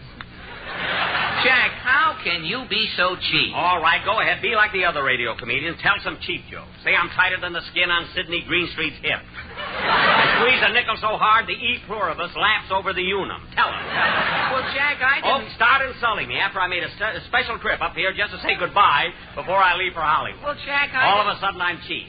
I won't even eat in the sun. My shadow might ask me for a bite. Your shadow has teeth? Jack, now look.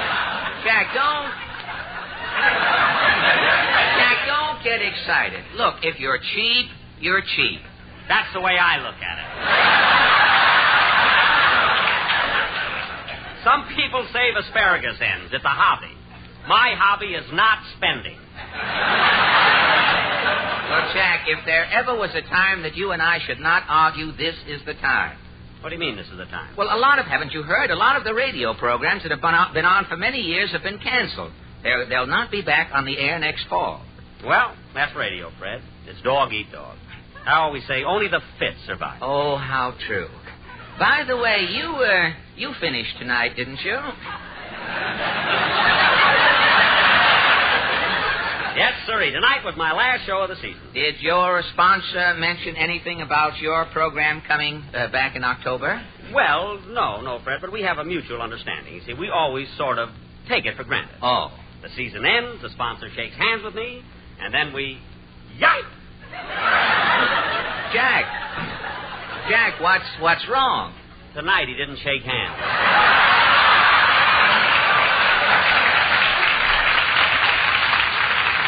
Well, that's what happened to the street singer. At the end of the year, his sponsor used to wink. One year he didn't wink. The street singer was back in the street. But, Fred, why should my sponsor want to get rid of me? Well, I'm funnier than I was when I started, and I'm getting less money. Really? Some weeks when he's short, I take tobacco. I hate to get these big laughs on your program. Let's face it, Jack. Radio needs new blood. Who knows? We may be through. I've been on radio 14 years. They can't throw me aside like an old shoe. But, Jack... 14 years. And now, like an old shoe. But, Jack, you with that and yipe. 14 years is a long time. Fred, what has Ma Perkins got that I haven't got? Only longer commercials. Well, Jack, you know how it is in radio. Today you're a star. Tomorrow Ralph Edwards is hitting you in the face with a pie. Like an old shoe. Well, cheer up, Jack. At least we have our memories. We've known each other for 30 years. Yep. The first time I met you, Fred, I was just a kid in school. A diller, a dollar, a 10 o'clock scholar. You were the only 10 o'clock scholar I ever saw with 5 o'clock shadow.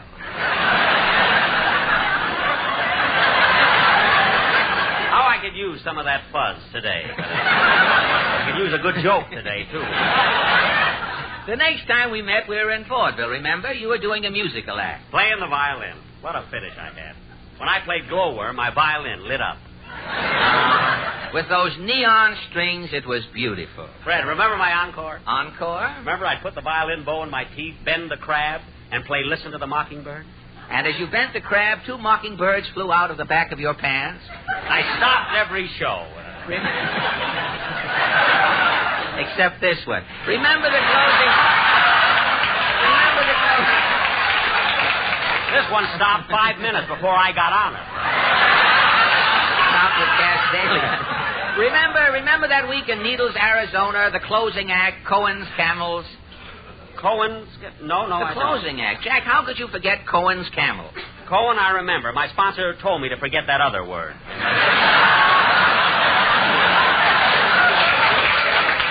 Those were the happy days. The next time I saw you, you were just going into radio. I remember the morning Marconi called me up. Marconi? Marconi and Singing Sam had a little radio station in a doorway down on the east side. The antenna was a Western Union boy holding a wire. Well, I guess it's... jokes don't fit. No, they don't. The antenna. When did I ever say antenna on my own show? Go ahead, Fred. Well, it's all over, Jack. We've come to the end of the rainbow. Like an old shoe. There it is again. And on 10 minutes already, I've only had it for an old shoe. Oh, I forgot antenna. You ought to get a boot out of that old shoe by now. No, I'm sorry I brought it back in again. It seems like only yesterday I ran into the May Company and said, Mary, stop demonstrating that Brillo. That's another word I don't know. It goes on top of an antenna. A Brillo fits on an antenna. Cheer up, Jack. When you're retired, you can tune in on my program. Your program? You mean you're not getting thrown out of radio, too? Well, why should I? Listen, if my program is old stuff, you with that broken-down Allen's Alley... No, well, wait, I mean my new show. New show? People don't want entertainment today. A radio show has to give away things. Nylons, ice boxes, automobiles. You mean to stay on the air, you have to give things away? Free? Yes. I'll die first.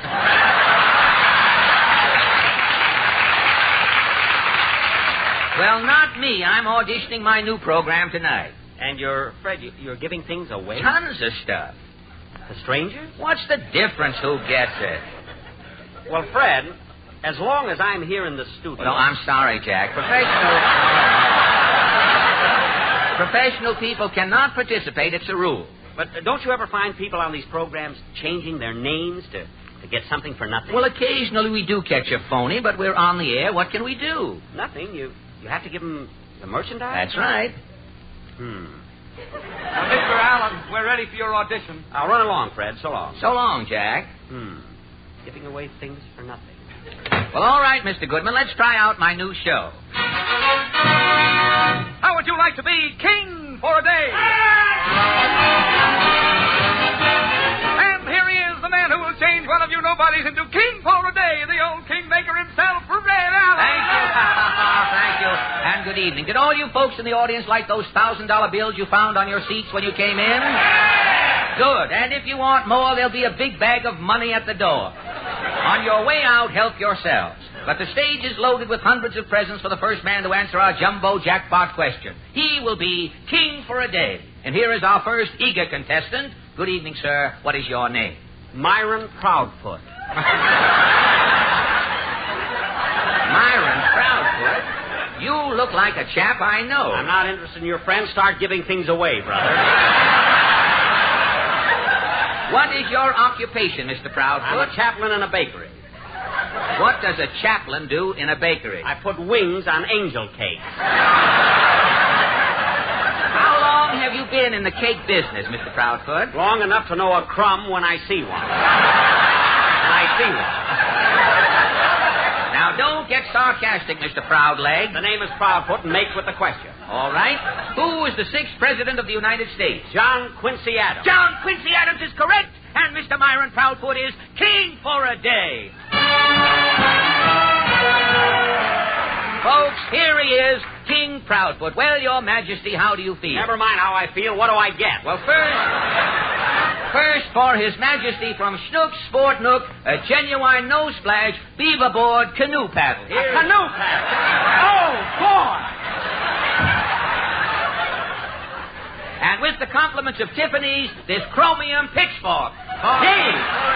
A four-prunger, and it's all mine. And from Hemingway's hardware store, 200 pounds of self-hardening putty for King. Just what I needed. Just what I needed. This is just the beginning, King.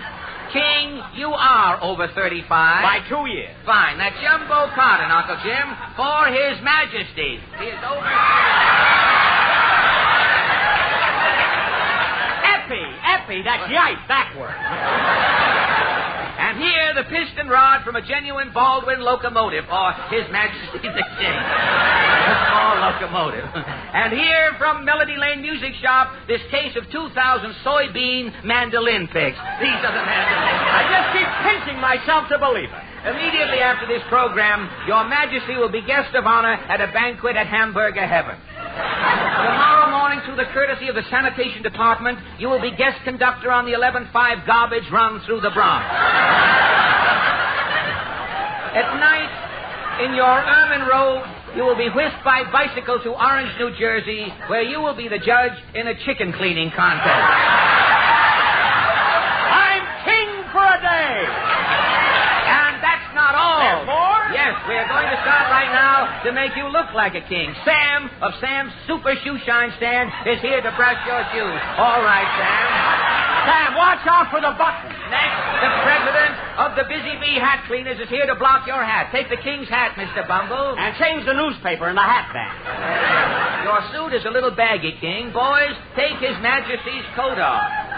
On our stage, we have a Hoffman pressing machine. Now, wait a minute. An expert operating the Hoffman pressing machine will press your trousers. Now, wait a minute. Take His Majesty's hat off, boys.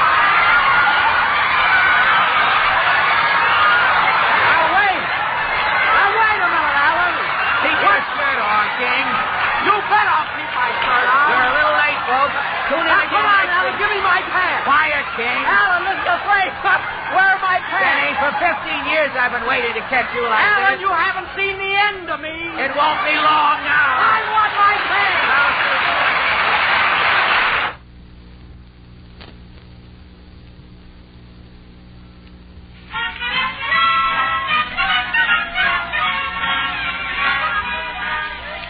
Gosh, it sure is hot out tonight, Portland. I think I'll stop in the drugstore and get a frozen frosted. A frozen frosted ought to go good now. Well, I'll see you later then. Good night. Good night, Portland.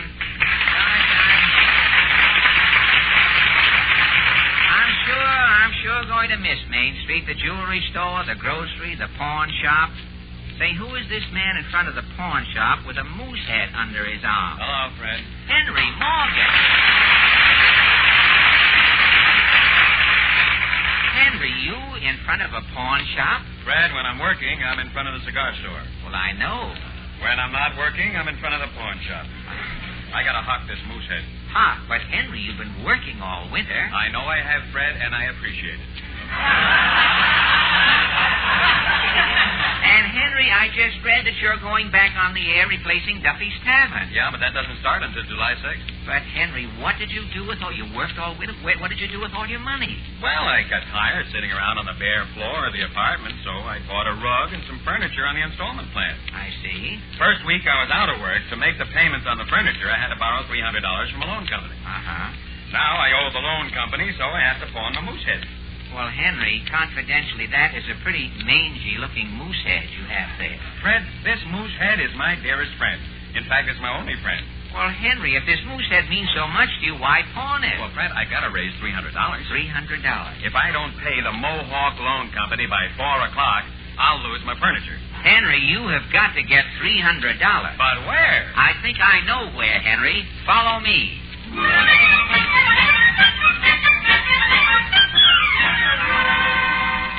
Well, Henry, here we are. This is the Chase National Bank. I'll see if this party is in. Say, guard. Yes, sir. We're looking for Mr. X. Mr. X expecting you? Yes, I'm a friend of Mr. X's. Go through that iron door and down the circular staircase. Thank you very much. Come on, Henry. Fred, who is Mr. X? Henry, his name is never mentioned. Yeah, but do you think he'll lend me the $300? Quiet, here's another guard. You looking for someone, gentlemen? Mr. X. Is Mr. X expecting you? Yes, I'm a friend of Mr. X's. Go down through this trap door and crawl through the tunnel. Thank you. Come on, Henry. Gee whiz, Fred, it's dark. Say, how much farther do we have to crawl? Shh, Henry. There's a flashlight. Who goes there? It's all right, guard. We have some business with Mr. X. Mr. X is in his personal vault. Straight ahead. Thank you. Come on, Henry. Help me open this door.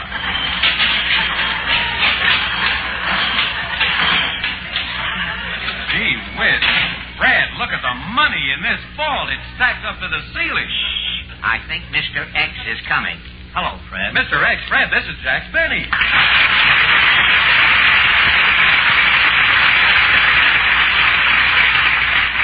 Well, Mr. X? You can call me Jack, Fred. I like to keep everything informal around the vault. Oh, well, thank you, Jack. I hope we're not interrupting. No, it's all right, Fred. A little rest will do me good. I've been counting steadily since 5 o'clock this morning. I've got a cramp in my tongue from wetting my finger.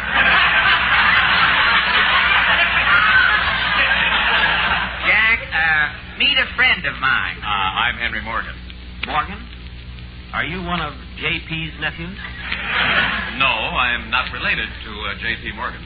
You're not? No. Oh. Well, Fred, what's new?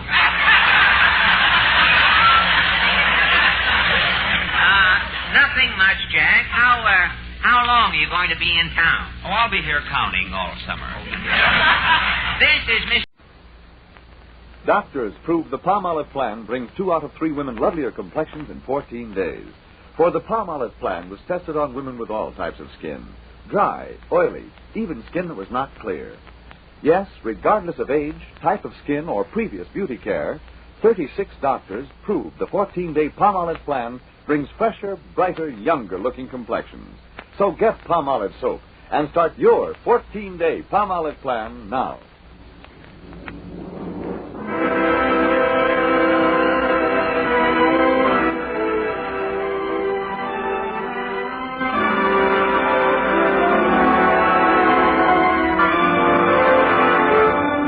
Ladies and gentlemen, Dennis Day.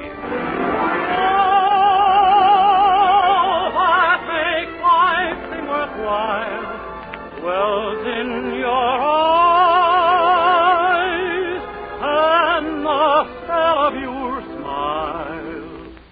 Dennis Day is brought to you by Colgate Dental Cream and Luster Cream Shampoo. Colgate Dental Cream to clean your breath while you clean your teeth Luster Cream Shampoo for soft, glamorous dream girl hair.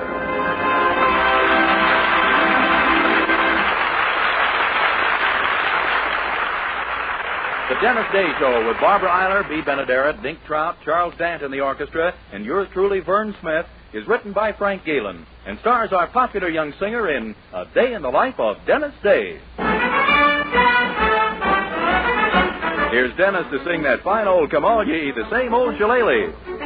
Sure, and 50 years ago, me father left old Erin shore. He landed here, shillelagh in hand, and divil a penny more. He got a job and then a wife and raised a family. And when he died, he left his old shillelagh stick to me. Sure, it was same old shillelagh me father brought from Ireland. And divil a one was prouder than he as he walked with it in his hand. He led the parade on Paddy's Day and twirled it round his mitts. And divil a one would monkey with it or me dad would have a fit. With the same old shillelagh me father could lick a dozen men. As fast as they got up, begorra, he'd knock 'em down again. And many's the time he used it on me for to make me understand. The same old shillelagh me father brought from Ireland.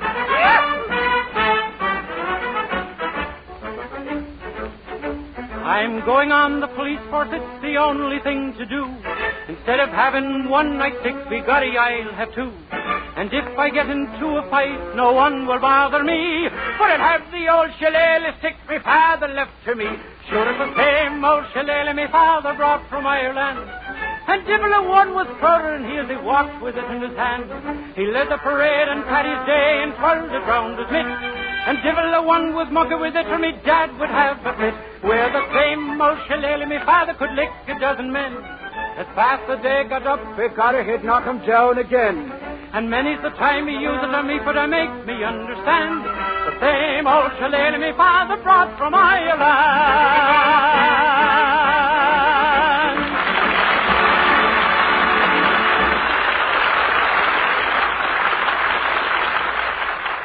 Colgate Dental Cream cleans your breath while it cleans your teeth. No other toothpaste does a better job of cleaning teeth than Colgate Dental Cream. For Colgate Dental Cream has a safe polishing agent that cleans your teeth both gently and thoroughly, brings out their natural sparkle and beauty. You can actually see and feel the difference. And scientific tests prove that Colgate Dental Cream cleans your breath while it cleans your teeth. Yes, actual scientific tests prove conclusively that in 7 out of 10 cases, Colgate instantly stops unpleasing breath that originates in the mouth. Colgate Dental Cream is famous for its wonderful wake-up flavor, too.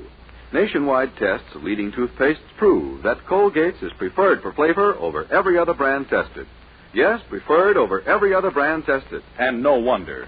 For Colgate Dental Cream is the result of constant effort to produce the finest toothpaste in the world today. For cleaning teeth, for flavor, for sweetening breath. So see if you don't agree with the millions who have made Colgate Dental Cream America's favorite toothpaste. Try Colgate Dental Cream to bring out the natural sparkle and beauty of your teeth.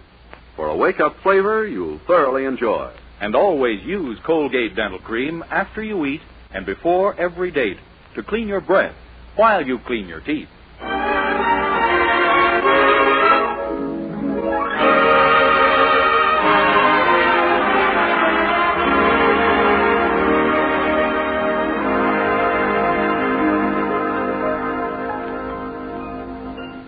Well, there's great excitement this week in the adopted town of our young hero, Dennis Day, for this is the week of the annual Weaverville Hobby Show. As usual, his landlord and lady, the Andersons, have each worked on a project, but unfortunately only Herbert has produced an entry. His scale model of a ship has already been sent to the display, but alas, Mrs. Anderson's carefully nurtured box petunia has failed to produce so much as a bud. She's inconsolable as she gazes at it. Oh, my poor flower. My poor dear flower. Oh, now, there, little cuddle girl. It wasn't your fault, Mother. It was just bad luck. Not even a bud. And I've tried so hard to help the poor thing grow. I even took the heater out of Dennis's room and stood it next to it all winter. Well, now, don't you feel unhappy about the hobby show, lover. I've entered my model ship in your name as well as mine. Oh, Herbert, did you really? Yes. And what's more, I've named it after you. The Poopsie. The what? It's written right across the poopsie deck.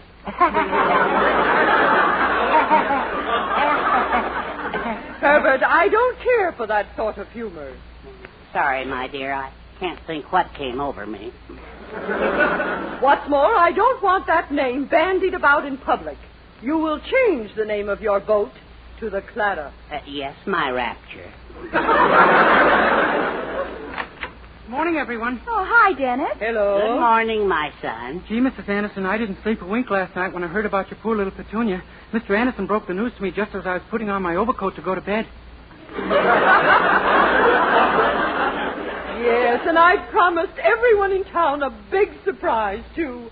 Every year something terrible happens to me at hobby show time. Yeah, last year you sent over that fancy cake you'd baked, and they entered it in the millinery exhibit by mistake.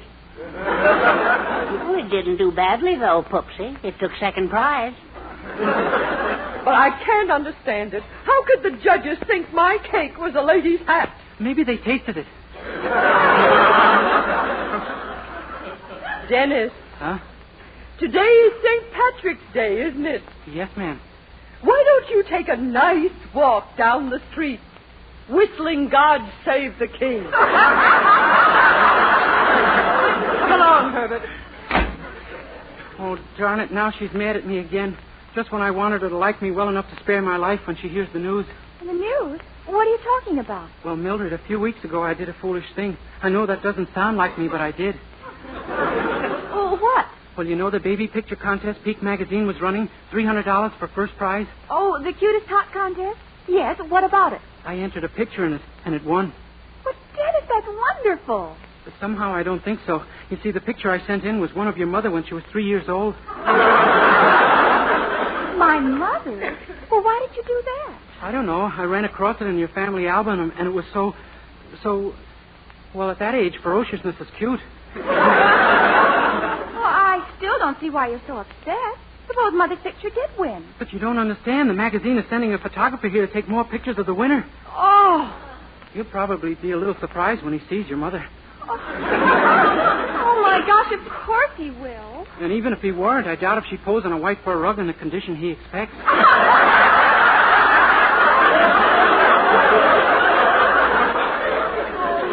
Golly, when this story gets out, she'll be laughed out of town. Yeah, and I was counting on that prize money to get me in good with her. Dennis, there might be a way to save it yet. What we need is a baby. Mildred, he's coming this afternoon. Even if we got married right this minute, there wouldn't be... We have to borrow one. Oh. Now, let's see. Who do we know who has a baby? Well, the fellow who delivers my laundry has one, and he... No, his baby might not do. Well, why not? Who is he? What's his name? Hip Sing Lung Fu. I'm afraid you're right. Say, wait. How about Mrs. Rogers? She has a baby, and she's always looking for a place for it while she's at work. Oh, but Mrs. Rogers' kid is only a year old. Your mother was 3 when that picture was taken. Well, we can make him look older. Him? When it comes time to explain that one, you take over. Dennis, stop being silly. Now, look, you go over to Mrs. Rogers' house and tell her you've just opened a nursery for the babies of working mothers. Tell her on it. I'll try. Tell her. Well, okay, I just hope this works. Of course it will. What are you doing there? Putting my ring on the third finger of my left hand. If I'm going to be a mother, I want to look right.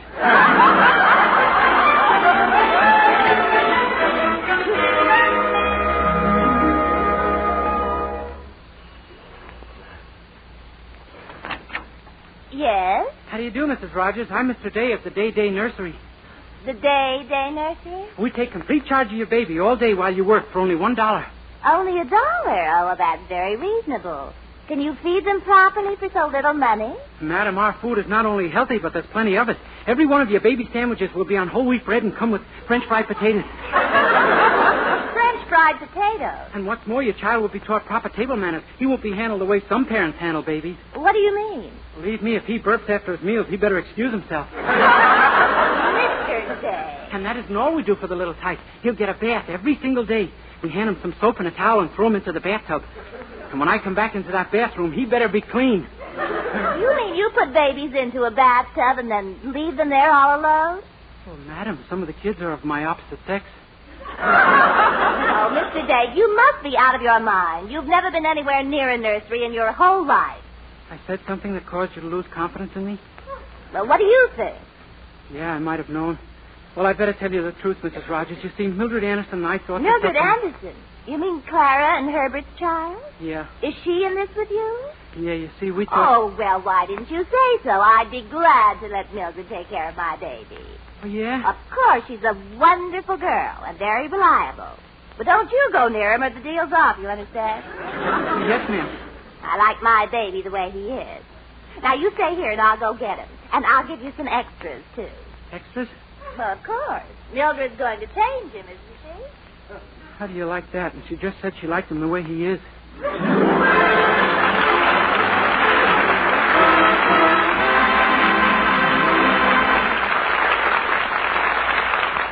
We'll continue this day in the life of Dennis Day in just a moment. Meanwhile, here's Dennis to sing his RCA Victor recording of Clancy Lowered the Boom. Clancy was a peaceful man, if you know what I mean. The cops picked up the pieces after Clancy left the scene. He never looked for trouble, that's a fact you can assume. But nevertheless, when trouble would press, Clancy lowered the boom. Oh, that Clancy! Oh, that Clancy! Whenever they got his Irish up, Clancy lowered the boom, boom, boom, boom, boom, boom, boom. O'Leary was the fighting man, they all knew he was tough. He strutted round the neighborhood, shooting off his guff. He picked a fight with Clancy, then and there he sealed his doom. Before you could shout, O'Leary, look out! Clancy lowered the boom. Oh, that Clancy! Oh, that Clancy! Whenever they got his Irish up, Clancy lowered the boom, boom, boom, boom, boom, boom, boom. Now Clancy left the barber shop with tonic on his hair. He walked into the pool room and he met O'Reilly there. O'Reilly said, for goodness sake, now do I smell perfume? Before you could sack your cue in the rack, Clancy lowered the boom. Oh, that Clancy! Oh, that Clancy! Whenever they got his Irish up, Clancy lowered the boom, boom, boom, boom, boom, boom, boom. Marooney walked into the bar and ordered up a round. He left his drink to telephone and Clancy drank it down. Marooney said, who drunk me drink, I lay him in his tomb. Before you could pat the top of your hat, Clancy lowered the boom. Oh, that Clancy! Oh, that Clancy! Whenever they got his Irish up, Clancy lowered the boom.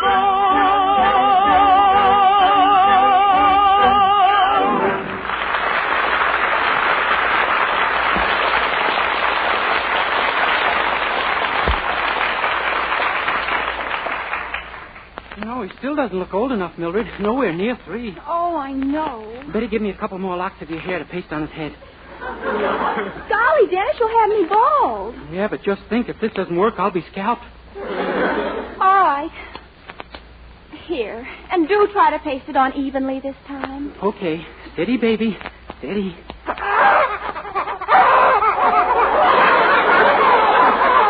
it, there he goes again. You'll have to rock him in your arms like you did before. Yeah. Nice, baby. Good baby. Rock-a-bye, baby, on the treetop. When the wind blows, the cradle will rock.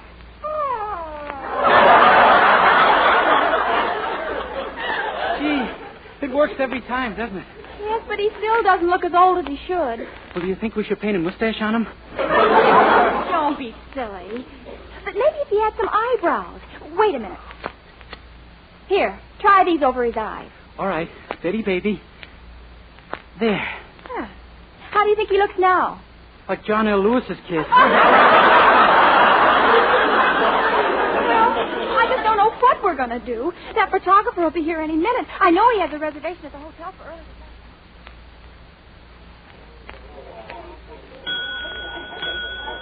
Front. Take Mr. Reiner's bags, boy. You going to be with us long, Mr. Reiner? Just overnight. The Anderson baby over at 321 Elm Street won my magazine's cutest talk contest, and I'm here to get some more pictures. Herb and Clara? Why, they got no baby. No? No. Well, just take a look at this photograph. Huh? Why, holy smoke. That is a baby. And it looks just like Pupsy, too. That same scowl, only with dimples. You mean you didn't know they had a baby? Why, nobody did. How do you like that? So that's the surprise she had for the town. Hey, Sam, Ed, Janie, Frank, Louise, come here. What do you know? The Andersons got a baby. A baby. There he goes again, Dennis. Rock him quick. Yeah, nice baby. Fine baby. Don't know what to call him, but he's mighty like a rose.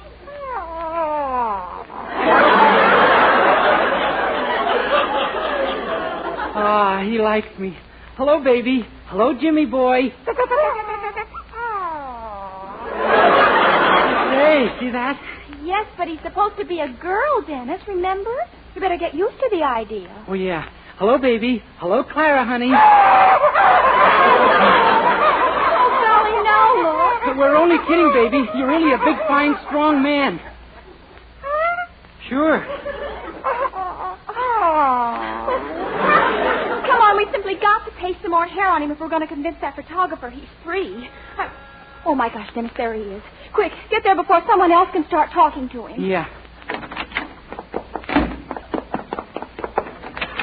Yeah, well, why, Mr. Anderson. Oh, Dennis, I'm so excited I couldn't even get my key in the lock. Poopsie, dream lover. Yes, Herbert. Poopsie, I think we've won the model ship contest. Your sailboat took first prize? But they weren't to announce it till Friday. Yes, but the news must be out somehow. Everyone in town has been shaking my hand and congratulating me all day. Oh, Herbert, that's wonderful. Yes, several of the boys even asked me why I wasn't passing out cigars. Can you imagine? Gee, that's swell, Mr. Anderson. We're all proud of you. Oh, I should say we are. Come on, Herbert. We'll go down to the show right now. Well, I'll get it. Oh, wait, Mr. Anderson. Well, hello, Mrs. Rogers. Oh, Mr. Anderson, I just heard. Congratulations. Why, thank you, Mrs. Rogers. Yes. Well, I was coming over here anyway. Why, Mrs. Anderson. Well, you're up. You're out of bed already. Mrs. Rogers, it's 2:30 in the afternoon. Yes, Come along, Herbert. We've got to get downtown. But surely you're not going to go downtown this soon, Mrs. Anderson. Why, of course we are. That's where they've got it on exhibition. See you later, Mrs. Rogers. Mrs. Rogers, is anything wrong? You're standing there with your mouth open. Mr. Day, is it really on exhibition? Why, sure, at the hobby show. A hobby show? Oh, sure, it's beautiful. Of course, we don't know yet whether it'll float. Well, you're not going to try to find out, are you? Oh, not until we're sure her seams are good and tight so she won't get waterlogged. Mr. Day, you're not serious. Huh? Of course I am. We don't even know yet if she'll sit up properly. She has a round bottom, you know. Yes, but don't they all? Oh. No, some are built like barges. Mrs. Rogers, are you sure there's nothing wrong? You're acting so funny about this. Well, I just can't get over it, that's all. In the first place, it's such a shock to see Mrs. Anderson on her way downtown after something so strenuous. Mrs. Anderson? Why, she had almost nothing to do with it. Mr. Anderson deserves most of the credit. Mr. Anderson? Oh, sure. Boy, is he proud. This is his first windjammer. Well, I really didn't come over here to talk about that at all. I came over to get my baby. Your baby? Yes. Oh, but Mrs. Rogers, you can't. The photographer... I mean, he's upstairs fast asleep. You shouldn't wake up a baby. He might not sleep while he's awake. Well, yes, but I... What was that? Me. See? That was my baby, and you said he was fast asleep. Oh, wait, Mrs. Rogers, don't go up there. Let us handle this, please. It came from this room here, didn't it? Mrs. Rogers, don't look at your little... Oh, you look.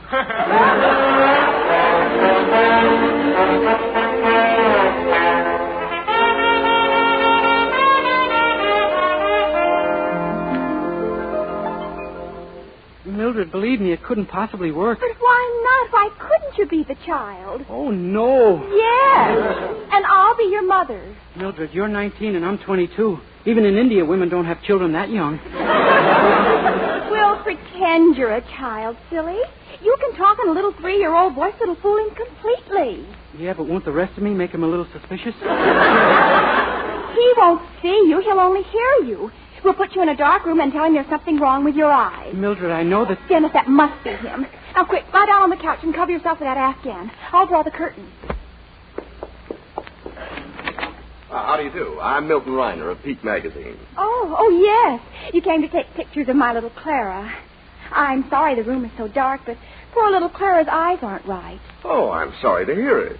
Oh, you can talk to her, though. She's right here. Clara, honey, there's a man here to talk to you. Say hello to the man. My name is Clara Anderson. I'm 2.5 years old, so there, too.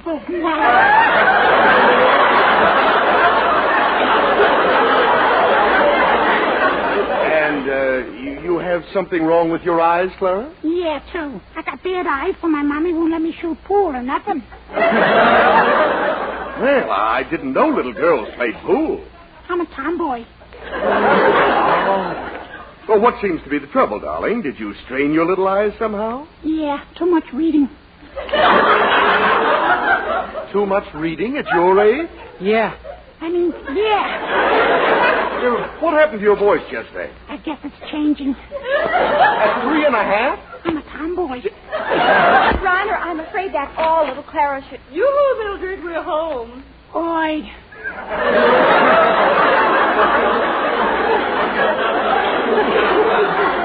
What's going on in here? Why is it so dark? Well, who are you? Oh, my name is Reiner, madam. I came to take some pictures of your granddaughter. My granddaughter? What granddaughter? She's absent-minded.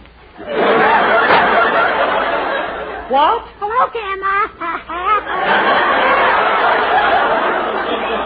Dennis, say, what are you up to? Get your head out from under that cover. Why, it's a full-grown boy. Not for long, I'm afraid. But I can explain, Mrs. Anderson. Honest, I can. Don't bother. Well, I'd like to know what's going on. Where's the Clara Anderson whose baby picture won first prize in our contest? Clara Anderson? My picture won first prize? My baby picture? Oh! I can't really say I'm surprised. Where's the money? Are you kidding? I got a good mind to sue you and this kid for fraud. Fraud? Dennis Day. Mrs. Anderson, wait. Get that gleam out of your eye. I'm too young to go like this. I'm just a boy, a child. I'm only 2.5 years old.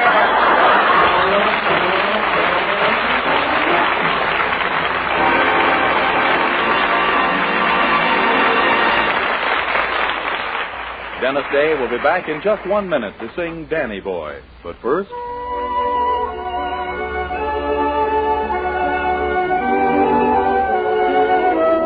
Grand news, wonderful news. Now Luster Cream Shampoo comes in tubes as well as jars. Yes, Luster Cream, the utterly new cream shampoo that gives you soft, glamorous dream girl hair.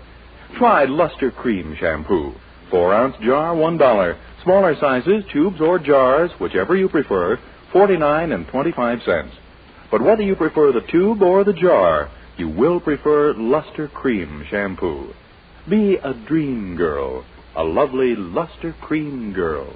Dream girl, beautiful Luster Cream girl, hair that gleams and glistens from a Luster Cream shampoo. Dream girl, beautiful Luster Cream girl, you owe your crowning glory to a Luster Cream shampoo.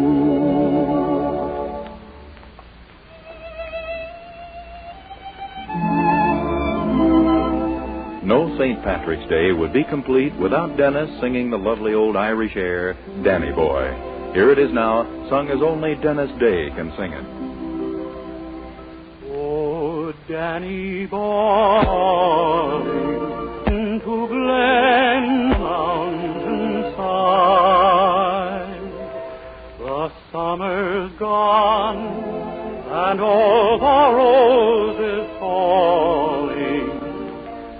It's you must go, and I must welcome me back when summer's in the meadow, or when the heart is hushed and white with snow. If I'll be here in sunshine or in shadow. Oh, Danny boy, oh, Danny boy, I love you so. But when ye come and all the flowers are dying, if I am dead, as dead I well may be, he'll come and find the place where I am lying, and kneel and say an Ave there for me, and I shall hear the soft you tread above me, and all my grave will warmer, sweeter be. For you will bend and tell me that you love me, and I shall sleep in peace until you come to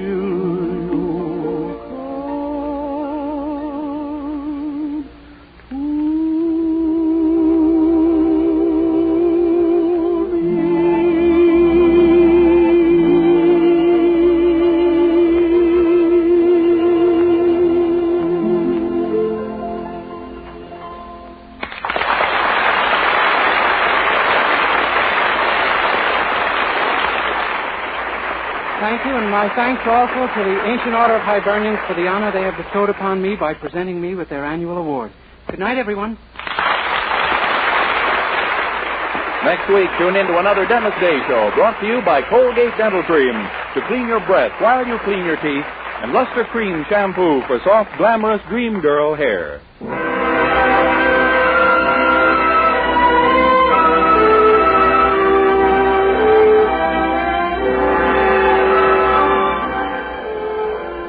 Friends, here's a chance to help the Girl Scouts and to help children everywhere, and you don't have to contribute a cent in cash. You can help by contributing either children's or adults' clothing or material, or by contributing a few hours a week sewing, sorting, and packing. Call your local Girl Scout troop tomorrow.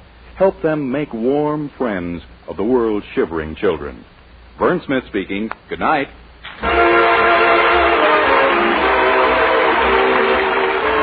This is NBC, the national broadcasting company.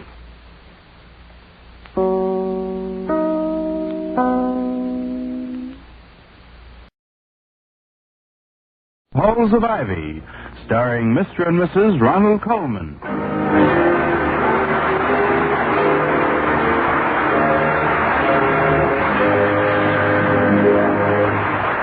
Good evening, this is Ronald Coleman. And Benita Coleman. Inviting you to join us again on the campus of Ivy College.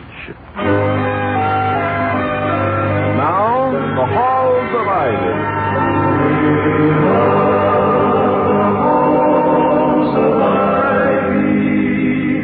That surround us here today. Welcome again to Ivy College, that is, in the town of Ivy, USA.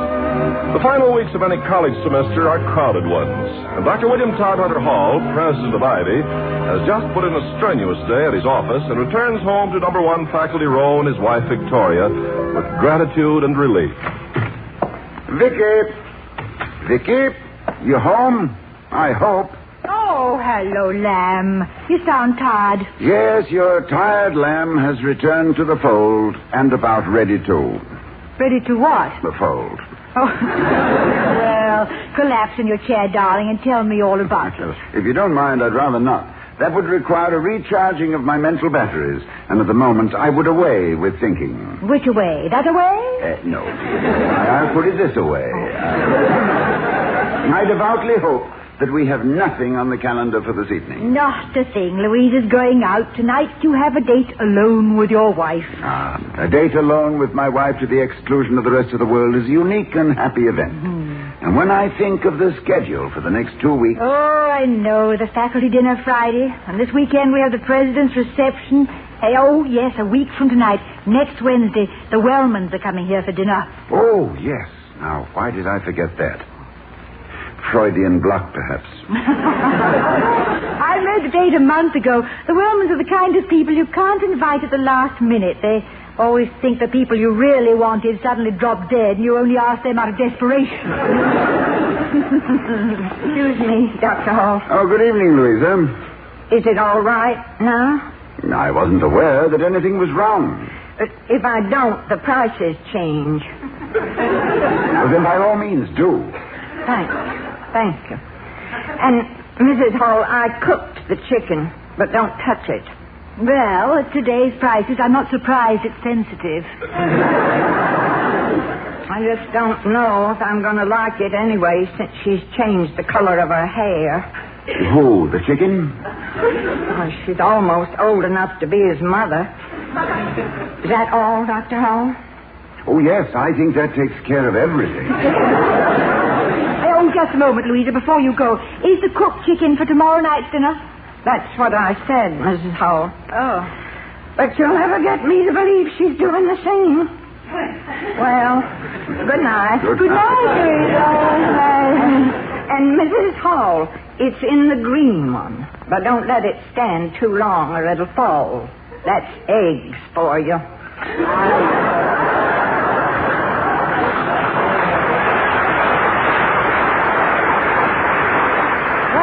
Louisa, for you. How did you do, Toddy? Well, I thought you dropped more stitches than usual tonight.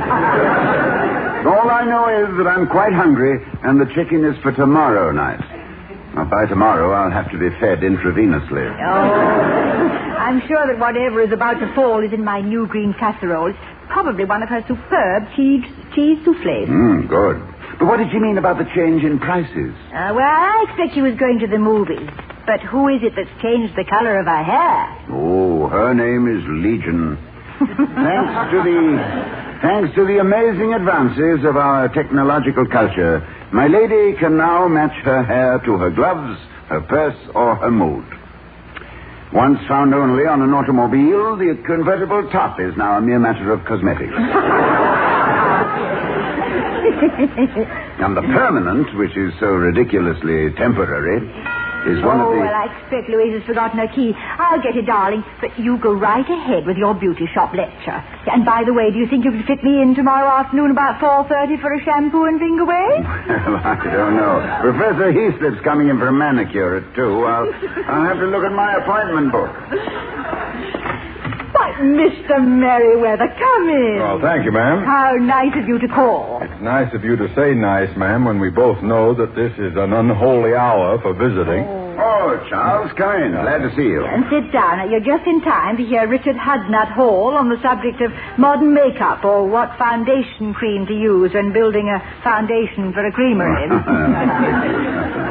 No, Charles, I shall not subject you to my layman's opinions on such an esoteric aspect of American life. Oh, esoteric maybe, but don't give your wife any lessons in lily gilding. That schoolgirl complexion needs no more schooling. She has graduated magna cum wolf whistle. Now, Mr. Merriweather, that's what I call finesse in flattery. Oh, not flattery, ma'am, just honest, gasping admiration. Well, Charles, you are a gratifying relic left over from the age of gallantry. Unfortunately, the art of praise has been neglected in this hard-bitten, pungent period of ours, when compliments are reduced to such frightening phrases as slick chick, dreamboat, and hot shot. You're gone, kid, real gone. Well, I like to think of myself as a gallant character. In the secret life of Walter Mitty Merriweather, he sees himself in a scarlet cape and plumed hat on bended knee. It's an odd place to wear a plumed hat. Oh, I don't know. There's something so plebeian about a plain kneecap. Now finish this revolting picture, Charles. I find it quite cloak and sordid. Oh, yes, proceed, Sir Lancelot. Or go on, Gawain. Don't encourage me, ma'am. I'm just a Lochinvar at heart and love laughs at Lochinvars of my age. Oh. But there's nothing romantic about my reason for dropping by this evening. Bill, does the name J.B. Radcliffe mean anything to you? Radcliffe? Oh, yes, I think Mr. Wellman did mention him. Well, I'll brief you briefly. Radcliffe is an Ivy alumnus who has been living for years in comparative obscurity until Clarence suddenly discovered he'd become a millionaire. Unhappily, Clarence was in my office a week ago when J.B. called to say he'd be going through Ivy tonight. Naturally, Clarence invited himself along for dinner. Naturally, Clarence saw the handwriting on the endowment, didn't he? Yes, ma'am. But Radcliffe is not what you might call enamored of Wellman. In fact, he thinks Clarence is a clunk.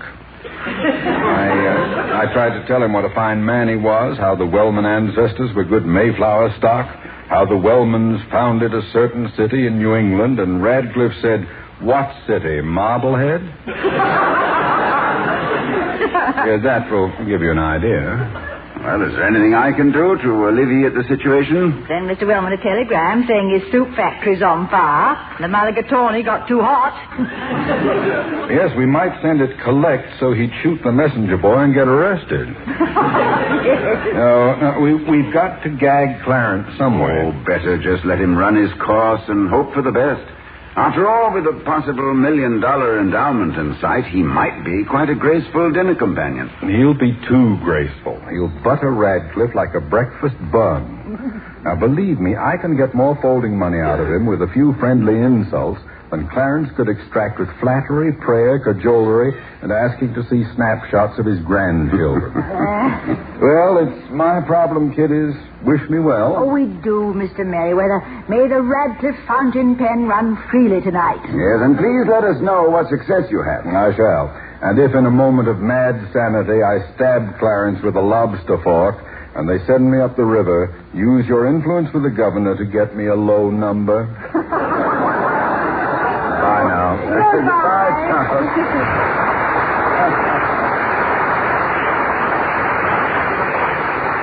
You know how fond I am of Mr. Merriweather, darling, but I am glad that he and not us has Mr. Wellman on his hands for dinner tonight. Dinner?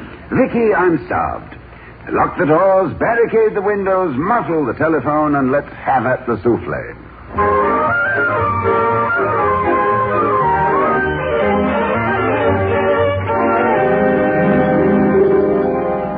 Isn't it cozy, Toddy? Just you and me and lighted candles and a sink full of dishes. Want more coffee? No, thank you, darling. I am surfeited, satisfied, replete, and full. I doubt if I can eat again until sometime late in August. Well, you go in the other room and curl up with a chest problem, and I'll do the dishes. We'll do the dishes. No, my goodness. Only a few thousand of them, said she with a brave little smile. Oh, very well, but if you don't insist, mind. of course, here's an apron for you. Apron? Well, haven't you something not quite so dressy? These ruffles, after all. Well, they're very becoming to you. Turn around, I'll tie it up for you. Oh, thank you, dear. I admit to a certain inability to tie a bow. Oh, no, not visitors. Well, I'll chase them away. I'll tell them Dr. Hall is not at home. You just poke your head out of the door and say, your mother doesn't want any. No, with this apron on, they'll think I'm my mother. Good evening, Dr. Hall. Well, we're here. Mr. Wellman. Oh, I hope we're not late. Oh, Mrs. Wellman. Clarence and I have been looking forward to this evening. Well, good evening. Come in. Thank you. Well, I see the little woman has put you to work, Dr. Hall. Lending a helping hand in the kitchen? Oh, no, Bunny. I think we have a treat in store for us tonight. I'll bet, Dr. Hall, that you're preparing the dinner yourself. Dinner? Well, yes, indeed. I put a ring around this date on my calendar. Dinner, June 11th. There's a little verse at the top of that calendar, too. Says, breaking of engagements is for the socially inept. An appointment is a promise, and the promise must be kept. I think that's a very... but where's Mrs. Hall? Why, she's out in the kitchen. Fixing up some little curlicues and doodads, huh? Well, that's for me. Always eat so many appetizers, never can eat any dinner. Host always has the roast left for Sunday night supper. Leftover Wellman, they call me. The man who came to dinner and couldn't eat any. Well, perhaps I can help Mrs. Hall. I'll just trot out to the kitchen. No, please. We only put our guests to work when there is something really difficult to do. You know, like fixing the plumbing or painting the... No, please sit down. No, I'll go and see what I can do to save the situation. I mean, to help. Well, make yourselves comfortable, won't you? I'll be with you in a moment. Well, take your time, man. Take your time. Got all evening, you know. Vicky. Did you get rid of whoever it was? Vicky, it's the Wellmans. They've come for dinner. But they can't. I mean, it's next week. And besides, we've had dinner. We'll have to eat another. They're all dressed up for the occasion. But what we have? There's nothing in the... Oh, yes, there's Louisa's chicken. Well, if you can stall them, maybe I can sneak upstairs and get dressed. Mr. Wellman obviously confused our invitation for next week with the Meriwether Radcliffe dinner tonight. Then we've got to keep him here if I was going to get that endowment. Yes, we'd better. I'm appalled at the prospect of another dinner, but, as Byron said, all history attests that happiness for man, the hungry sinner, since Eve ate apples, much depends on dinner.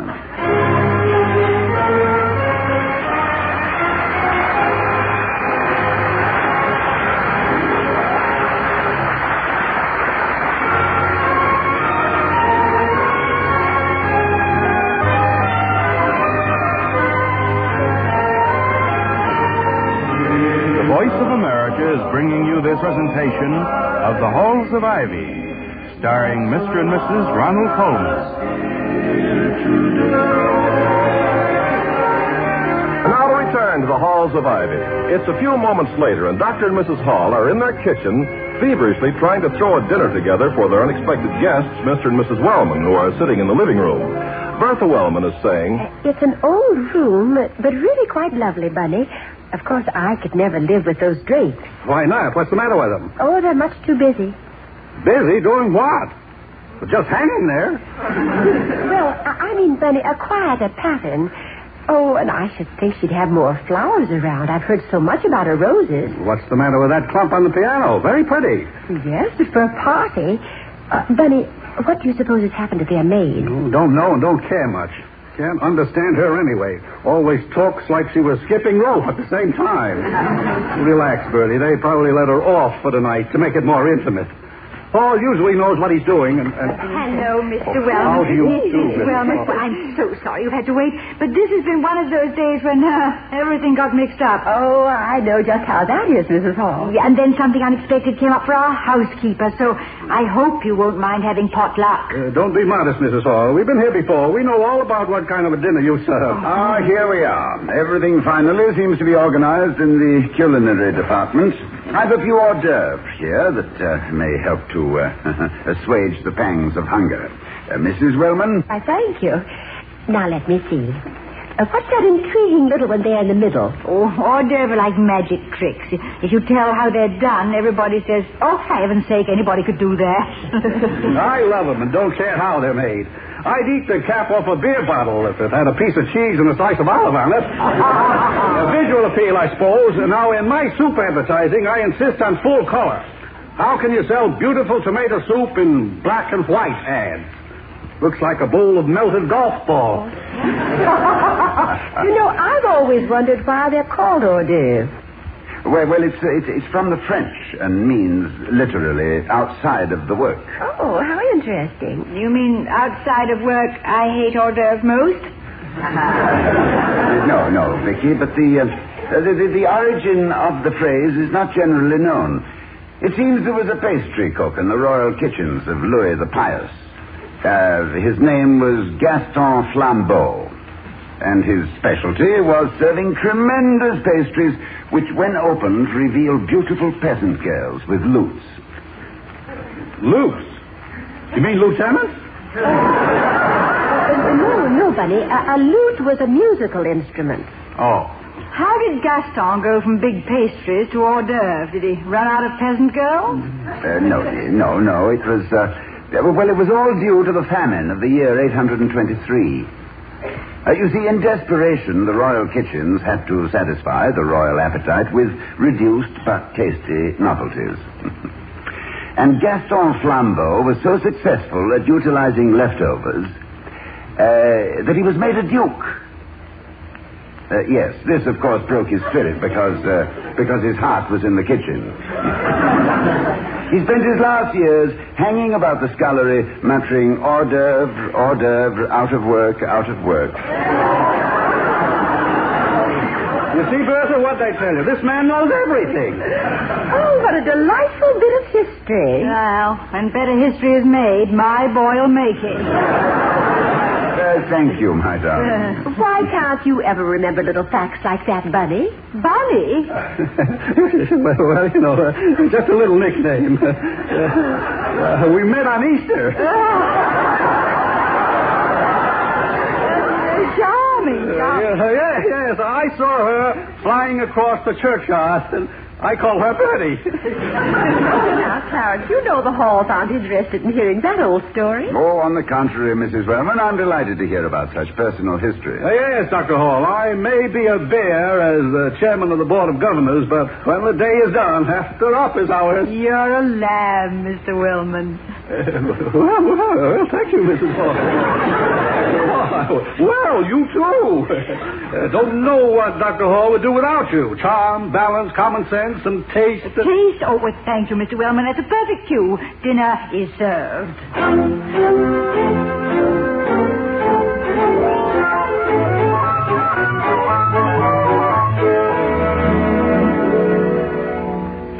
Another cup of coffee, Mr. Wellman?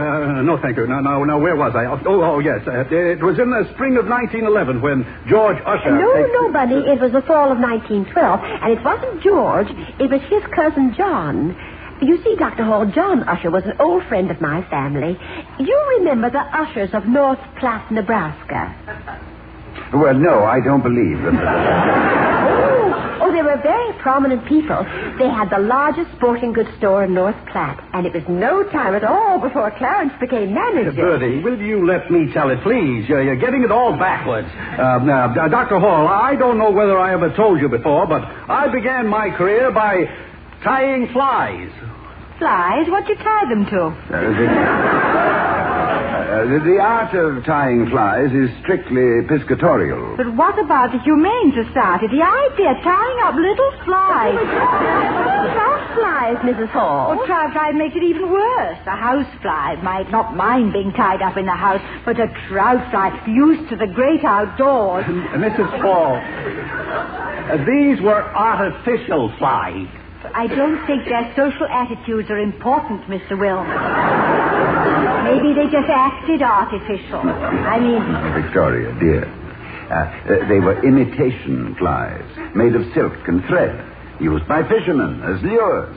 Yes, darling. Thank you. And now we're even for Gaston Flambeau. But now tell us, Mr. Wellman, what happened after your successful career as a tie flyer? A tri-fly tyer, my dear. As a tri-flyer? It doesn't sound right, does it, tri-flyer? Let's try forgetting it. Excuse me. Dr. Hall speaking. Hello, Bill. Merriweather. Oh, hello, Mr. Merriweather. I hope I didn't get you up. Oh, no. As a matter of fact, we have company. Oh, well, then I'll make this a short report. Radcliffe is in the bag. Gave me a whopping big check for Ivy. $750,000. Oh. And that ain't coleslaw, brother. No, it's definitely more nourishing. By the way, what do you suppose happened to Clarence? He never showed up. Oh, it's been a delightful evening. Whose evening?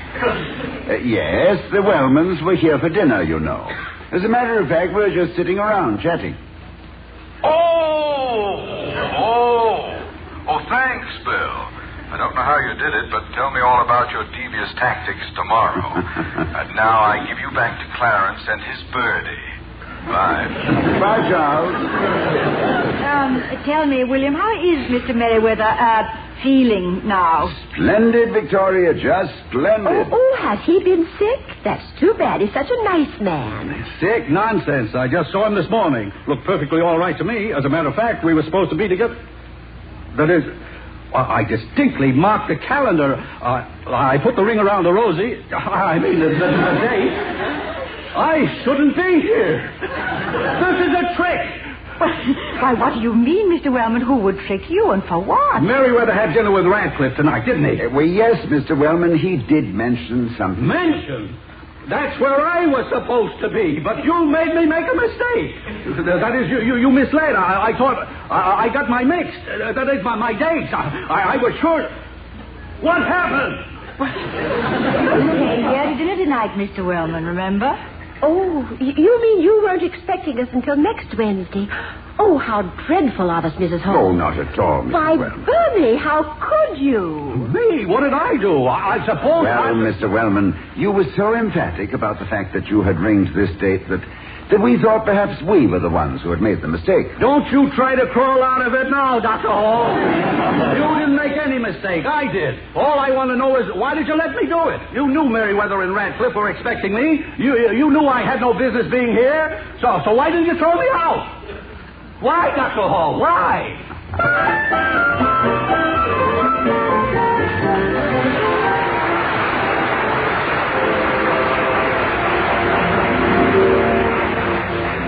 I enjoyed myself thoroughly tonight, Toddy, despite all that panic and mixed-up. And incidentally, darling, was the dinner too bad? Which dinner? The one we ate or the one the Wellmans ate? Oh, excuse me. Hello, Louisa. You two still up? Did you have a nice evening? I don't know why I bothered. I couldn't see any difference in her hair at all. Oh, that's too bad after all. You're worrying. It wasn't in Technicolor, so how could you tell? Well, I'm all done in. Good night. Good night, Louisa. Yeah, darling, you know, I'm kind of done in myself. Yes, our nice quiet evening. But it was well spent, Vicky. And may I say that you came through in the crisis magnificently. Well, you know me, quick study, and if you haven't got a script, you have to ad-lib. Excuse me, Mrs. Hall. What happened to the chicken? Oh, Louisa, we forgot to tell you, we had it for dinner. But the souffle, that's gone too. Well, we had two dinners, Louisa. Were you that hungry, Dr. Hall? No, but our guests were. Well, it's not that I mind, but the chicken was for tomorrow night. Yes, we know, but you may sleep tonight in the happy knowledge that your chicken may be listed with man's other feathered friends of history. Such as which? Well, such as the seagulls, which saved the Mormon crops in Utah. The ravens, which fed Elijah. The geese, whose cackling warned an ancient city of an impending invasion. What about my chicken? Yes, darling, tie that fly. Connect it historically. Well, Louisa, having your chicken on hand tonight made it possible for us to feed Mr. and Mrs. Wellman, thus setting Mr. Merriweather free to catch a benevolent goose which laid this college a golden egg.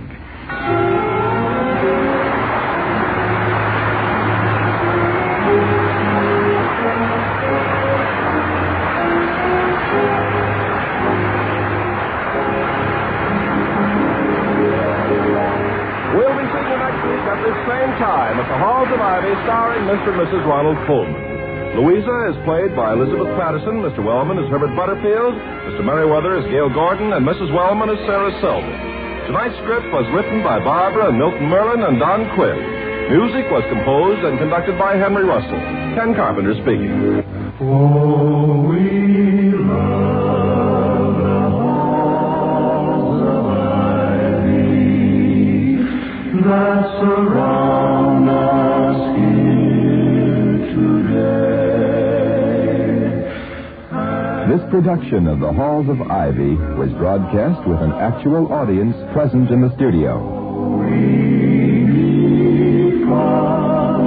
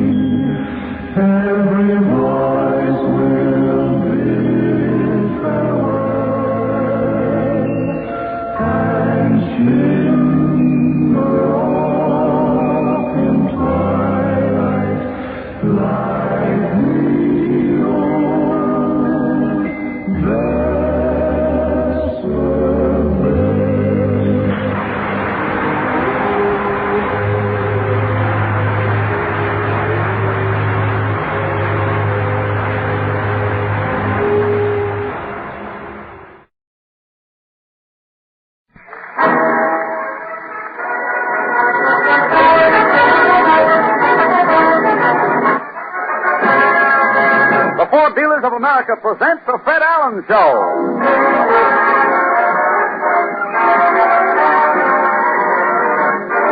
The Fred Allen Show with Fred's guest, Mr. H. Allen Smith, Plum Hopper, Minerva Pius, Peter Donald, Parker Penley, the DeMarco sisters, and Al Goodman and his orchestra. And this is Kenny Delmar, Dr. Delmar, prescribing an early visit to your Ford Dealer's showroom. It'll do you good. It'll actually stimulate you to feast your eyes on the beautiful, beautiful 49 Ford. It'll exhilarate you even more to get behind the wheel and drive it. Feel that surging equipoise power. Feel how the king-size magic action brakes operate 35% easier. Feel how the hydrocoil and Paraflex springs soak up the bumps. Feel the comfort of the midship ride. Take the doctor's advice. For a thrill that will stir your pulse, see the new Ford this week.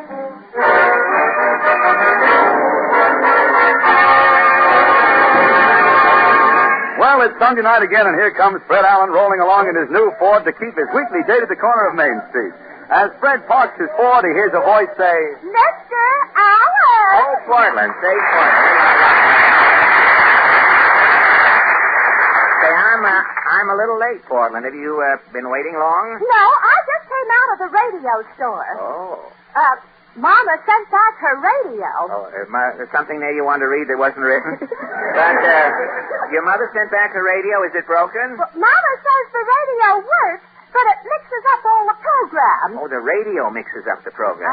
Last Sunday night, Mama turned on the radio. Yeah? When Just Eddie came on, he called himself Horace Height. Incognito, huh?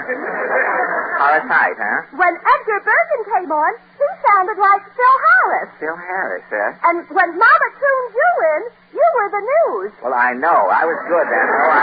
That was the night for me. That was my night. I was all over. You know, at the moment, radio appears to be in a state of flux. Mama read that your Hooper rating went down. No kidding. That's news to me. I'm still telling the same old jokes. I should have the same old Hooper. What is the Hooper rating? Well, the Hooper rating is a so-called service that allegedly tells you approximately how many listeners the average radio program theoretically has. Well, how do they do it? Well, there's a little mystery involved there. There are 60 million radio sets in America today, and they say Mr. Hooper makes around 1,500 phone calls. Well, sir, after calling about 1/40,000th of the number of the radio homes, Mr. Hooper tells you down to the first decimal how many people listen to your program. And when he finds out what the 1,500 people listen to, he multiplies it by 40,000? Yes. It's like taking a bite of one roll and telling you how many poppy seeds there are in the entire country, I mean. Entire country instead of company. I ad-libbed there, but it didn't help. Where's the pole? I didn't recognize the country in the shape it's in at the present.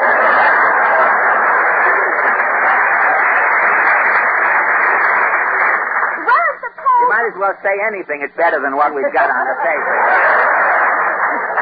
Weren't the polls all wrong on President Truman? I like that line. Would you like to read it again? Weren't the polls all wrong on President Truman? Yes, but they had months to work on the polls for the presidential election. The beauty of the Hooper rating is that it comes out every 2 weeks. They don't have time to be wrong, you see, therein.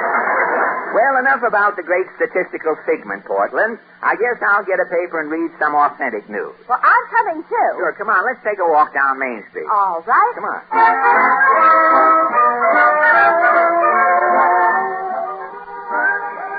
What paper say? Well, this is the puzzle page I have here. Puzzle? Yes, see this top puzzle? It says if 15 men plowed a field in 5 hours, how long would it take 30 men to plow the same field? They couldn't do it. Why not? Because the 15 men have already plowed the field. Oh, well, I'll write in and explain that to them. They'll probably be glad to hear it. Say, here, look here. On this next page, a book review, The Way to Be Happy by Lawrence Gould. This must be some book, Portland. Look, it tells you how to be happy. Well, what is the best way to be happy? Well, I guess different people have different conceptions of happiness. Now, let's ask a few strangers as we walk along Main Street. This man coming with the dimmer on his shiny blue serge suit. Pardon me, Bud. Claghorn, say Claghorn's the name, son. Senator Claghorn, that is. Well, don't hold me up, son. I'm busier than a man with one eye watching a burlesque show. You're busy? Yeah, I'm going around to Republican neighborhoods explaining the president's message on the State of the Union. Oh, well, what did you think of the president's message? Little old Harry covered everything like a lunch wagon chef in fly time. Well, what about the farmer? Well, us politicians is working close with the farmer. Good. While the farmer's down on the farm raising his crops, yes, the politician is down in Washington raising the farmer's taxes. What about housing? Well, how can men build houses when women are using all the foundations? If we don't get the foundations, housing is in bad shape. And if you do get the foundations? You ain't going to know your wife from a bundle for Britain. What about balancing the budget, Senator? Well, raising the liquor tax. Why? Let the man who drinks carry the load. Senator, what about the Wagner Act? Well, son, Harry's planning a lot of things, but he ain't bringing back vaudeville. Well, what is this fair deal? Vaudeville's still dead, isn't it? What is this fair deal the Democrats have? Well, the fair deal is like a game of cards.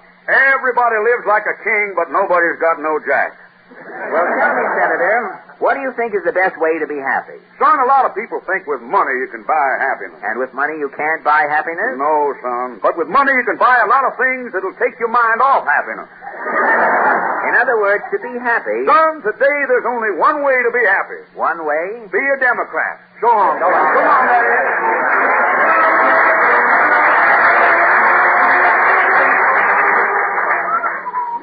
Say, it sure is a nice night to stroll down Main Street, Portland. Look at this side of the milk bar. Milk bar? It says, fresh milk, we squeeze to please.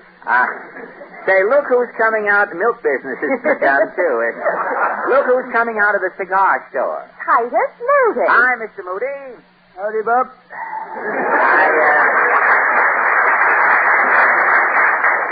Just saw you happened to see you coming out of the cigar store there. I know. I was in sending my brother Huber some eating tobacco. Your Huber? Huber, yeah. He lives in a small town. Oh, how small is the town? You've heard of One Man, Illinois? That's a town? The population's one man. And your brother lives in One Man, Illinois? No. Huber comes from a suburb of there. Oh, a suburb of One Man. It's called Boy, Illinois. That must really be a small town. Well, tell me, Mr. Moody, confidentially, what do you think is the best way to be happy? Oh, I don't hold too much of being happy. You don't? When a fellow comes up to me and says, smile, brother. Yes? I'm apt to knock him on his fritter. Haven't you ever been happy in your whole life? Well, let's see. Only once. Uh-huh. One summer, I was selling King Kong handy-dandy feather dusters. Yes? I was wearing a thin seersucker suit. Uh-huh. I had a big sample case full of these feather dusters. Yes? In the end of the sample case, there was a hole. A hole? Sometimes I'd get tired, and I'd sit down on my sample case. Yes? Through my seersucker suit, I would feel them feathers. And you were happy? Why, I wasn't exactly happy. No? But I sure was tickled. So long, then.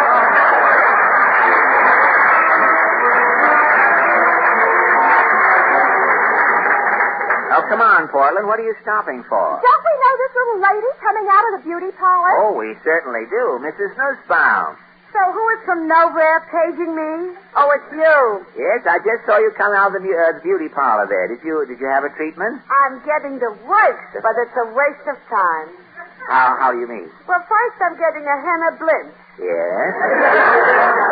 Then it's coming on the face skin lotion with also vanishing sour cream. On the face. Next is patting and lifting the chin. Yeah. Finally, my hair, they're making a crew cut. A crew cut, huh? A waste of time. A waste of time? It's still coming out me. I see what you... Well, tell me, Mrs. Nussbaum, what do you think is the best way to be happy? Well, Udall the philosopher is saying, happiness is like heartburn. Yeah. Outside, you couldn't see it, but inside, you are feeling it. Well, that is Udall's definition of happiness. What about you? What do you think is the best way to be happy? Formally, happiness to me is disappearing on the horizon. Oh, really? Always I'm seeking the searching. Where is happiness? Uh-huh. To me, it could be Shangri-La. Shangri-La.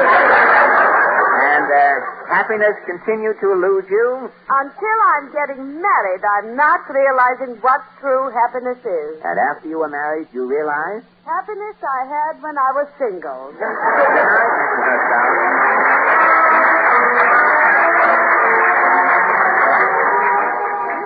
Gosh, you sure meet some prime hoi polloi on Main Street, Portland. You haven't found out much about the real way to be happy, have you? No, I'll try one more character, though. This little man coming along with the monogrammed ferret running up and down his lapel. Pardon me, chum. Rejoice, brother. My name is Humphrey Titter. Humphrey Titter, eh? I'm the joy boy. Stand back, brother. Give me room. I'll let go a bluebird. Yes, Titter, you write unusual greeting cards and jingles. Yes, everybody sends cards to debutantes who are coming out. And you? I send cards to people who are going in. People who are going in? You stole a car. When you were caught, you set the car ablaze. You're going up the river, bon voyage, for 30 days. Say, that's a novelty. Rejoice, brother. Be like the hyena. Get down on all fours and laugh it up. Well, look, Mr. Titter, what about the way to be happy? I shall toss off a jingle. Write this down. What is the title? Are you happy? Are you happy? I've got it. Okay. Are you happy, little man, as at the world you gander, with nations at each other's throats and diplomats yelling slander, with taxes rising every year to heights you can't envision, with the shows you hear on radio and see on television, with housing still a problem, with families still in huts? If you say you're happy, little man, I gotta say you're nuts. So long, Mr. Titter. Rejoice, brother. Let go of Bluebird. Yes, I'll take you. Well, come on, Portland. Wait a minute. The man in the music store is going to demonstrate a record. Really? What record? It's Al Goodman and his orchestra with the 5 DeMarco sisters. Not too many details, Portland. What's the song? Bella, Bella Marie. Bella, Bella Marie. There's a story told from a lover born, and a lovely melody he sang. Bella, Bella, Bella Marie, you're the fairest, oh my Bella Marie. Bella, Bella, Bella Marie, you are divine. When it's springtime, the songbirds bring back the melody. Oh, darling, everywhere I met my Marie. There were stars in the sky, the love in her eyes divine. It was heaven to see, but heaven could not be mine. So her lipstick shell I knew very well, Marie. Was the girl in a song a fisherman sang to me. Now my heart is forever lost in the melody of Marie, sweet Marie, Bella, Bella, Bella Marie,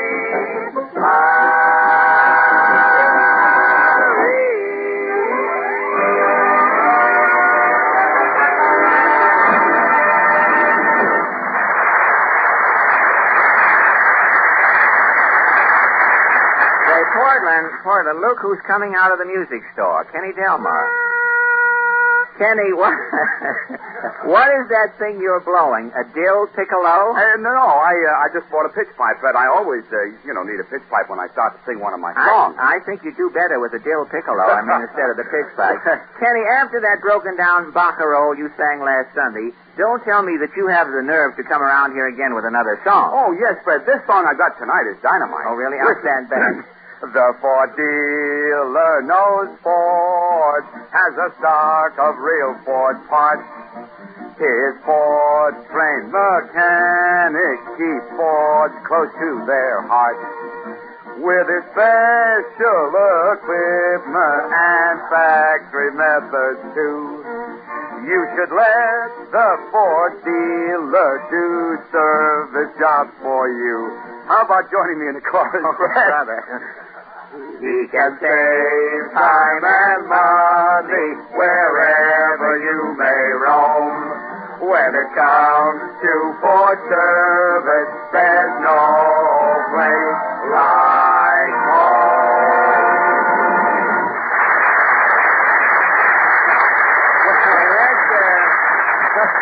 Let's change our names, Kenny, and get out of town.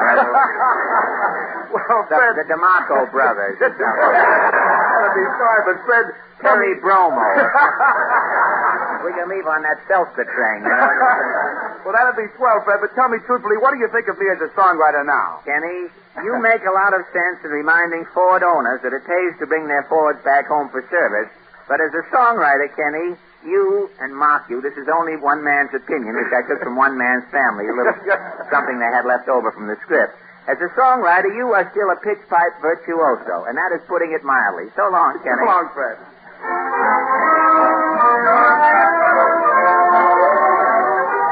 Well, this is my, that paper boy's yelling louder every Sunday, isn't it? This is my corner, Portland. I've got to go over to the radio station. They're having a book discussion program tonight. I'm supposed to be the moderator. You are going to discuss a book? Well, not alone. You know, they have a whole group there. It's a new book called Locks in the Popcorn. It's by H. Allen Smith. Is he one of the Smith brothers? Oh, no. This is a clean-shaven chap. H. Allen Smith is an author. He writes books. The Smith brothers wrote a book. What book? It was about South America. Smith Brothers? What was the title? There's an awful lot of coughing in Brazil. I do not relish it, and I am not alone in my, Portland, a joke like that I wouldn't tell at a firehouse party. Well, here's the radio station. I'll have to leave you now. See you later, Portland. Good night. Good night.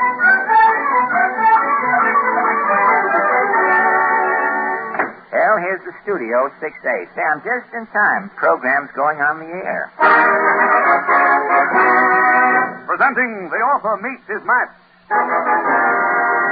And here, ladies and gentlemen, is your moderator, that popular literary figure, the man who started as a janitor in Brentano's and who, after writing 3 bestsellers, would like to get his old job back. Mr. Frederick Allen.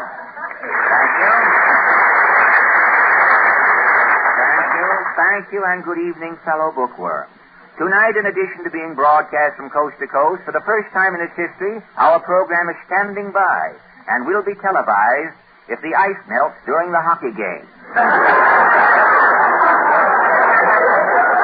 book up for discussion this evening is Locks in the Popcorn, written by H. Allen Smith and published by Doubleday.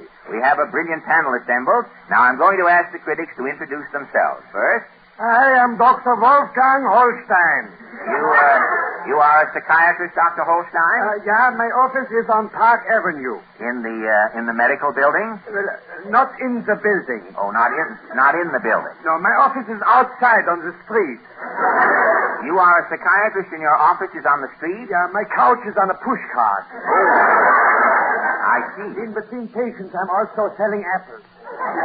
Apples? Also watermelons and seasons. You are a psychiatrist and you sell apples and watermelons. Well, in case socialized medicine comes in, I would have something to fall back on. Oh, very good.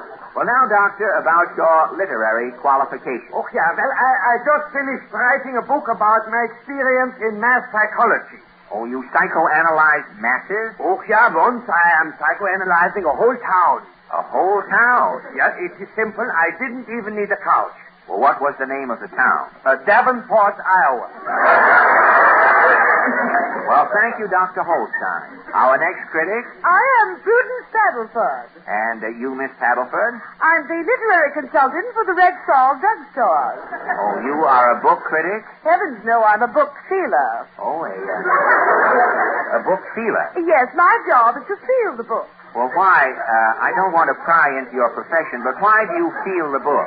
Oh, Rexall only carries paper editions. Oh. I feel the pages to make sure they're printed on the proper paper. Well, how do you mean? Well, Rexall chooses its paper to fit each story. Yeah. When a book is sad, we print it on Pond's tissue. Oh, Pond's tissue? Yes. If you cry when you're reading the book, you just tear out a couple of chapters and dry your eyes. Oh, very handy, very handy. Now, the Life of Lindbergh, we printed on flypaper.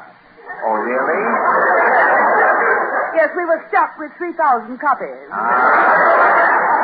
Good old Rexall. Here. Rexall carries simply everything for the reader. Bookmarks, bookends, bookshelves. And this week, Rexall has a special for people who like to read in bed. What is it? A pair of pajamas with a book in the pocket. Well, thank you, Miss Paddleford. We have Not cutting you off, but thank you very much. Our time is limited. And now they're turning this into a television place. We'll have to get through. And now, our international celebrity. I am Boris Shashlik, literary critic of the world's greatest newspaper, Pravda. I am the sworn enemy of yellow journalism, Wall Street, and capital gains. Mr. Shashlik, do you have books in Russia? In Russia, everything is undercover. Oh, I'm having here a list of the Russian bestsellers. Well, what are the best-selling books in Russia? Number 1 is Forever Stalin. Number 2 is How to Stop Democracy and Start Living. Good. Which is written by Dale Carnegie. Dale Carnegie. He's also writing How to Win Friends and Influence Peasants. Does everyone in Russia read? Everybody's a member of the Book of the Month Club. Oh, they have a Russian Book of the Month Club? Every month is the same book. What book? Karl Marx. Oh, Readers of the World Unite. Now, please, No, no demonstrations. Please, Boris. You bore me. Well, thank you, Mr. Shashlik. And now, ladies and gentlemen, our distinguished author of the evening. I am H. Allen Smith.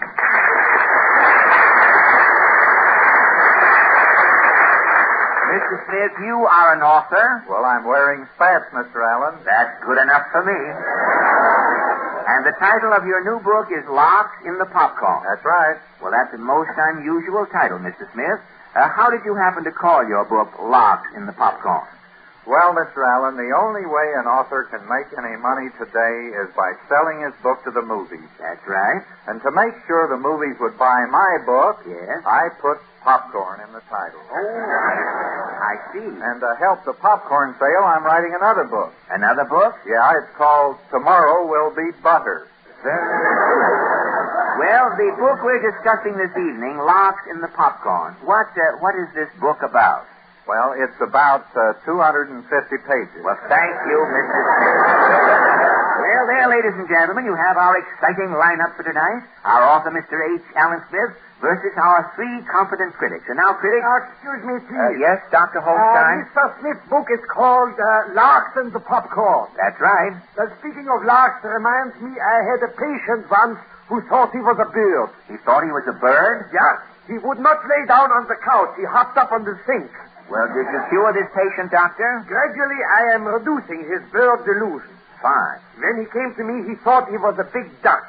Always he was trying to sit in puddles. And you gradually reduced him from a big duck? Yeah, today the patient thinks he is a little canary. Good, good. Yeah, he is almost all better. But he still thinks he's a canary. Yeah, but lately I'm not hearing a peep out of him. Yes, Miss Paddleford? Oh, when I think of birds, I think of Rexall. This week we're featuring an autographed picture of Walter Pigeon. Oh, very good.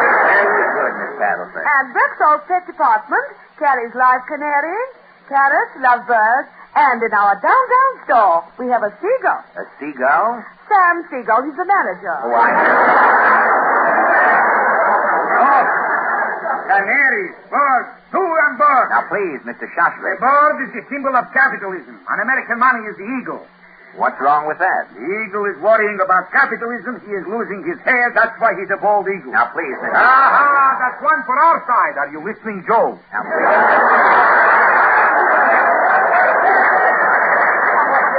Very interesting. I had a patient once who was as bold as a pumpkin. Pumpkin. Both in your hinting I am a spy. No, who is saying anything? You never say anything. Nothing.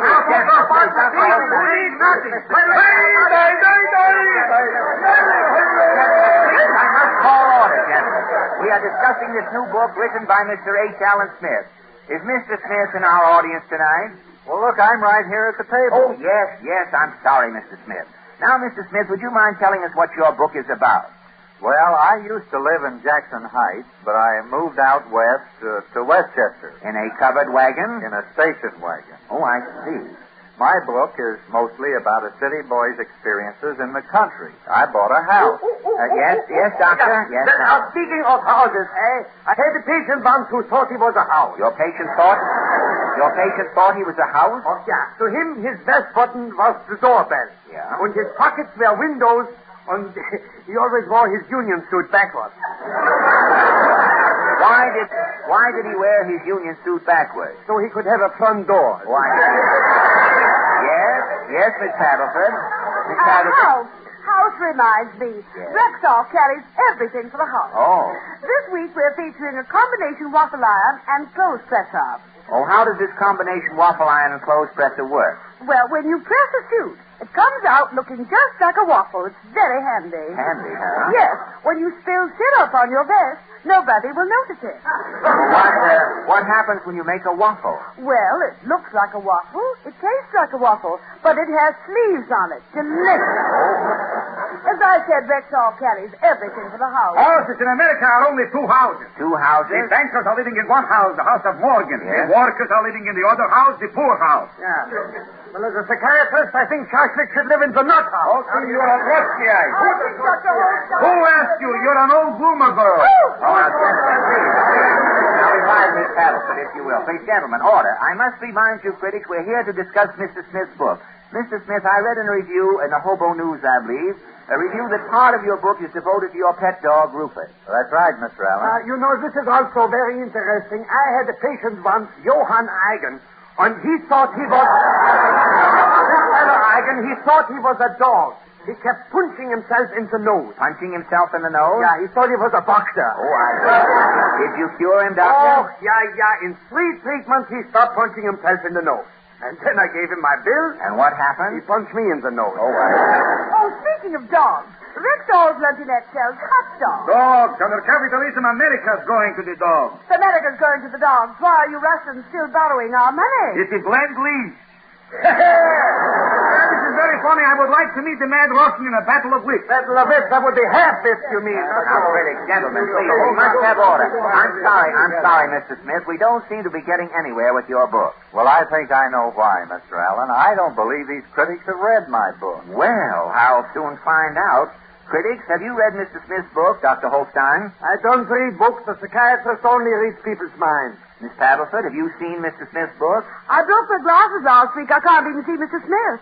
Mrs. Shoshlik, have you read Locks in the Popcorn? I thought popcorn was to eat. I didn't read the book. I ate it. Now I have 2 appendixes.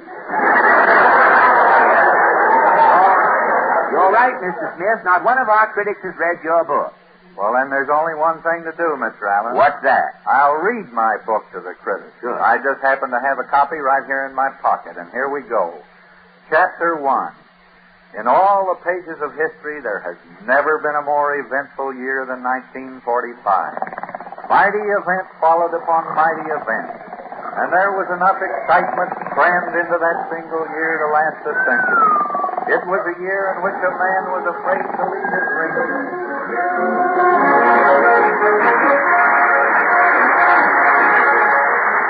Next week, our guest will be Charles Foyer. Your 4-dealer has asked me to leave this thought with you. The better we can learn to understand our American economic system, the better it will work. Thank you and good night. Two-Gun Gary Moore. Just a minute, you're going to hear a program called Stagecoach. And in 90 minutes, I'll be on, a whooping and a hollering over NBC. the National Broadcasting Company.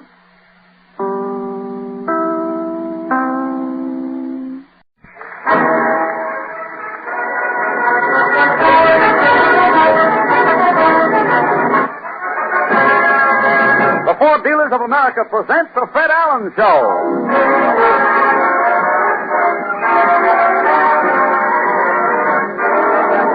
Show with Fred's guest, Mr. H. Allen Smith, Plum and Hopper, Minerva Pius, Peter Donald, Parker Penley, the DeMarco sisters, and Al Goodman and his orchestra. And this is Kenny Delmar, Dr. Delmar, prescribing an early visit to your Ford dealer's showroom. It'll do you good. It'll actually stimulate you to feast your eyes on the beautiful, beautiful 49 Ford. It'll exhilarate you even more to get behind the wheel and drive it. Feel that surging equipoise power. Feel how the king-size match action brakes operate 35% easier. Feel how the hydrocoil and Paraflex springs soak up the bumps. Feel the comfort of the midship ride. Take the doctor's advice. For a thrill that will stir your pulse, see the new Ford this week.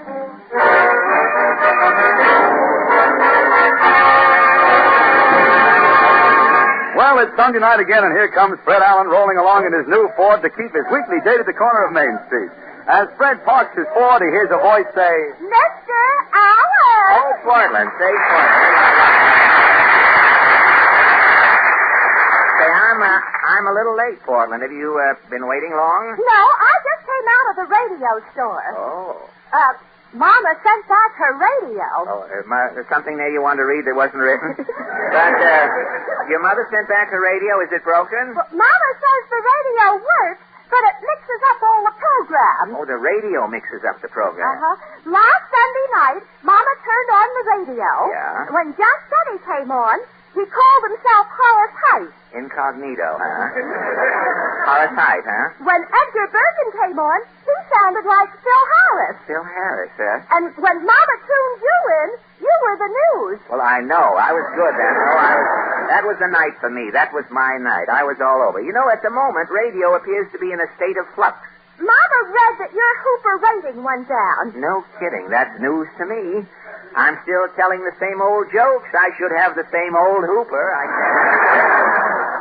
What is the Hooper rating? Well, the Hooper rating is a so-called service that allegedly tells you approximately how many listeners the average radio program theoretically has. Well, how do they do it? Well, there's a little mystery involved there. There are 60 million radio sets in America today, and they say Mr. Hooper makes around 1,500 phone calls. Well, sir, after calling about 1/40,000th of the number of the radio homes, Mr. Hooper tells you down to the first decimal how many people listen to your program. And when he finds out what the 1,500 people listen to, he multiplies it by 40,000? Yes. It's like taking a bite of one roll and telling you how many poppy seeds there are in the entire company. Country, I mean. Entire country instead of company. I ad-libbed there, but it didn't help. Where's the I didn't recognize the country in the shape it's in at the present.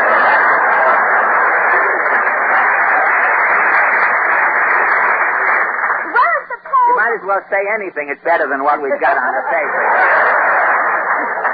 Weren't the polls all wrong on President Truman? I like that line. Would you like to read it again? Weren't the polls all wrong on President Truman? Yes, but they had months to work on the polls for the presidential election. The beauty of the Hooper rating is that it comes out every 2 weeks. They don't have time to be wrong, you see. They're in it. Well, enough about the great statistical figment, Portland. I guess I'll get a paper and read some authentic news. Well, I'm coming, too. Sure, come on. Let's take a walk down Main Street. All right. Come on.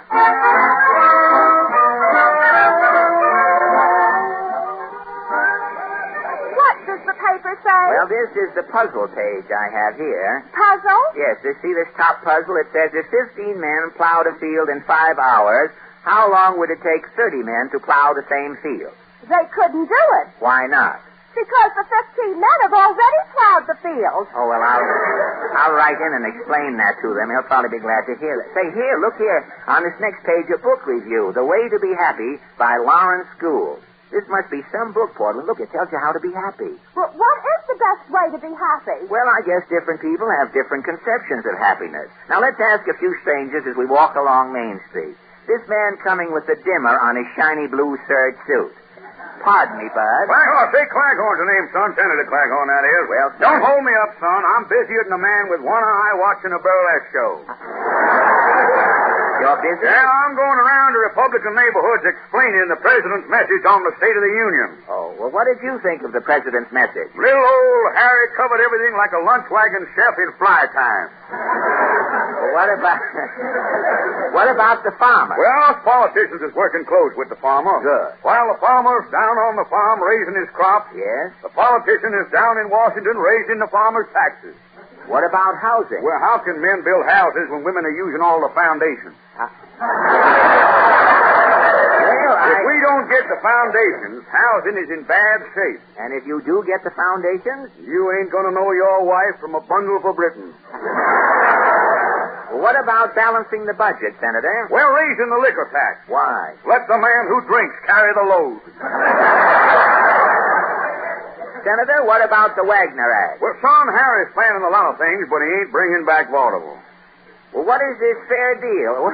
Vaudeville's still dead, isn't it? What is this fair deal the Democrats have? Well, the fair deal is like a game of cards. Everybody lives like a king, but nobody's got no jack.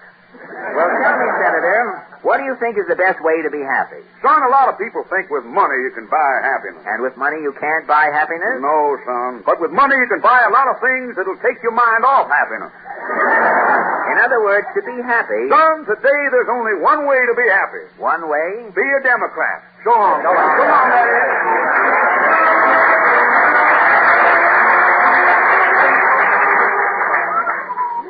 Say, it sure is a nice night to stroll down Main Street, Portland. Look at this side of the milk bar. Milk bar? It says, fresh milk, we squeeze to please.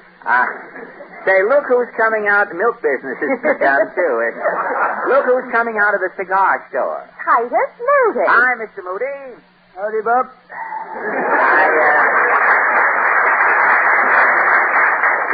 Just saw you happened to see you coming out of the cigar store there. I know. I was in sending my brother Huber some eating tobacco.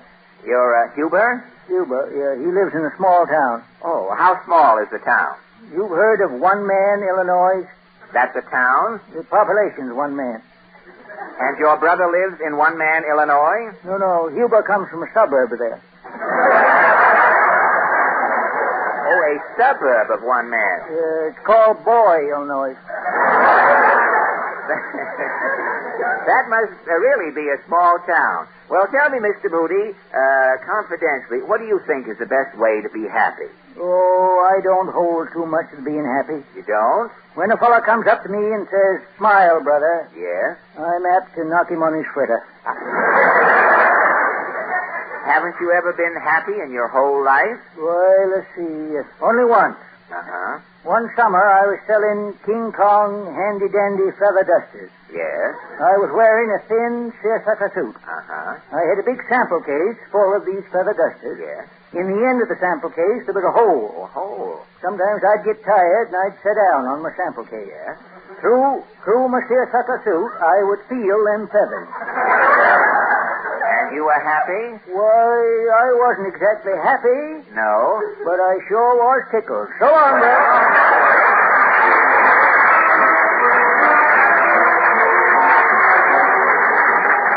Oh, come on, Portland. What are you stopping for? Don't we know this little lady coming out of the beauty parlor? Oh, we certainly do. Mrs. Nussbaum. So who is from nowhere paging me? Oh, it's you. Yes, I just saw you come out of the beauty parlor there. Did you have a treatment? I'm getting the worst, but it's a waste of time. How do you mean? Well, first I'm getting a henna blimp. Yes? Then it's coming on the face skin lotion with also vanishing sour cream. On the face. Next is patting and lifting the chin. Yeah? Finally, my hair, they're making a crew cut. A crew cut, huh? It's a waste of time. A waste of time? It's still coming out me. I see what you... Well, tell me, Mrs. Nussbaum, what do you think is the best way to be happy? Well, Udall the philosopher is saying, happiness is like heartburn. Yeah? Outside, you couldn't see it, but inside, you are feeling it. Well, that is Udall's definition of happiness. What about you? What do you think is the best way to be happy? Formally, happiness to me is disappearing on the horizon. Oh, really? Always I'm seeking the searching. Where is happiness? Uh-huh. To me, it could be Shangri-La. Shangri-La. And happiness continue to elude you? Until I'm getting married, I'm not realizing what true happiness is. And after you were married, you realized? Happiness I had when I was single.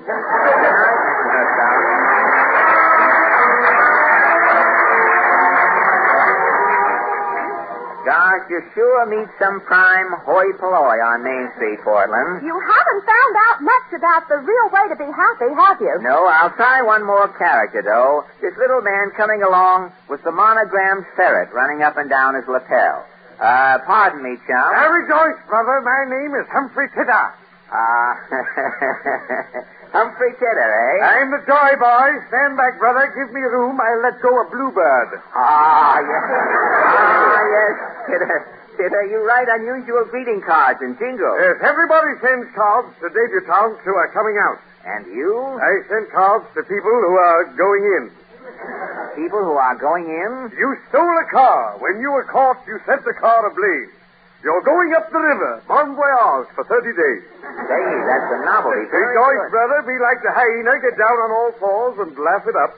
Well, look, Mr. Titter, what about the way to be happy? I shall toss off a jingle. Write this down. What is the title? Are you happy? Are you happy? I've got it. Okay. Are you happy, little man, as at the world you gander, with nations at each other's throats and diplomats yelling slander, with taxes rising every year to heights you can't envision, with the shows you hear on radio and see on television, with housing still a problem, with families still in huts? If you say you're happy, little man, I gotta say you're nuts. So long, Mr. Titter. Rejoice, brother. Let go of Bluebird. Yes, I'll take you. Well, come on, Portland. Wait a minute. The man in the music store is going to demonstrate a record. Really? What record? It's Al Goodman and his orchestra with the 5 DeMarco sisters. Not too many details, Portland. What's the song? Bella, Bella Marie. Bella, Bella Marie. There's a story told of a lover born and a lovely melody being sang. Bella, Bella, Bella Marie, you're the fairest, oh my Bella Marie. Bella, Bella, Bella Marie, you are divine. When it's springtime, the songbirds bring back the melody. Oh, darling, everywhere I heard my Marie. There were stars in the sky, the love in her eyes divine. It was heaven to see, but heaven could not be mine. So her lips didn't tell, I knew very well, Marie. Was the girl in a song, a fisherman sang to me. Now my heart is forever lost in the melody of Marie, sweet Marie, Bella, Bella, Bella Marie,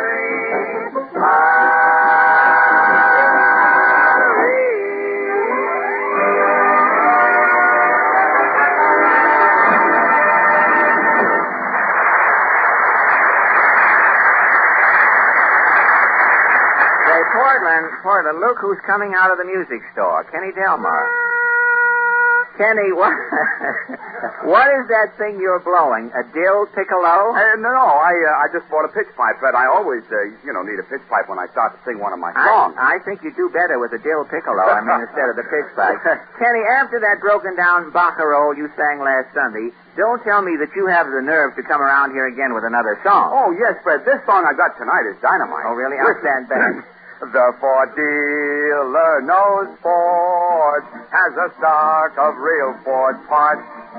His Ford trained mechanics keep Fords close to their hearts. with its special equipment and factory methods too. You should let the Ford dealer do service jobs for you. How about joining me in the chorus? Brother. He can save time and money wherever you may roam. When it comes to Ford service, there's no place like home.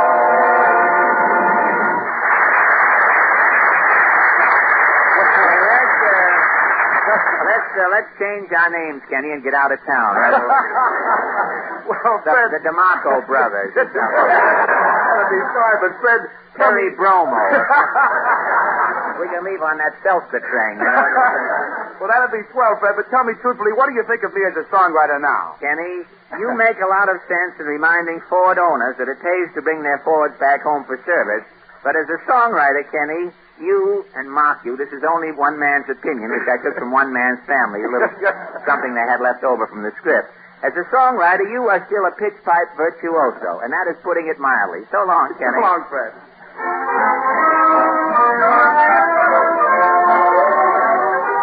Well, this is my, that paper boy's yelling louder every Sunday, isn't it?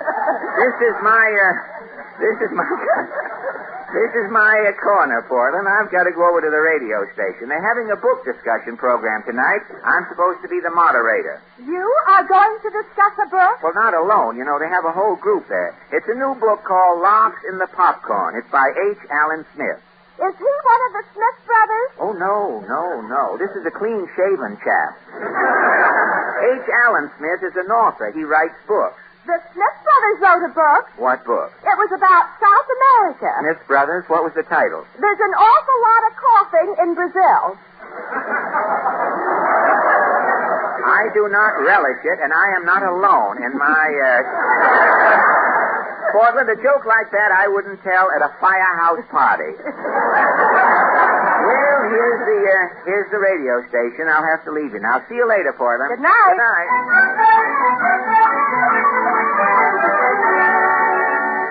Well, here's the studio, 6A. Say, I'm just in time. Program's going on the air.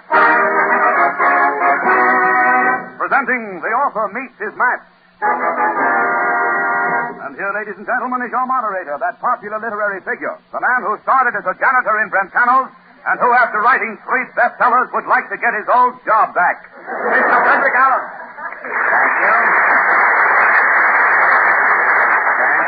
Thank you, and good evening, fellow bookworm.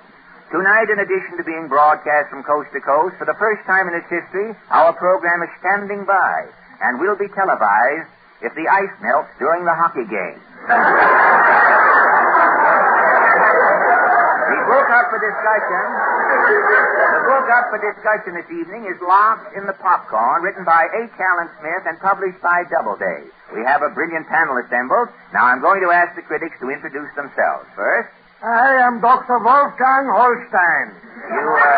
You are a psychiatrist, Dr. Holstein? Yeah, my office is on Park Avenue. In the medical building? Well, not in the building. Oh, not in the building. No, my office is outside on the street. You are a psychiatrist and your office is on the street? Yeah, my couch is on a push cart. I see. In between patients, I'm also selling apples. Apples? Also watermelons and seasonings. You are a psychiatrist and you sell apples and watermelons. Well, in case socialized medicine comes in, I would have something to fall back on. Oh, very good.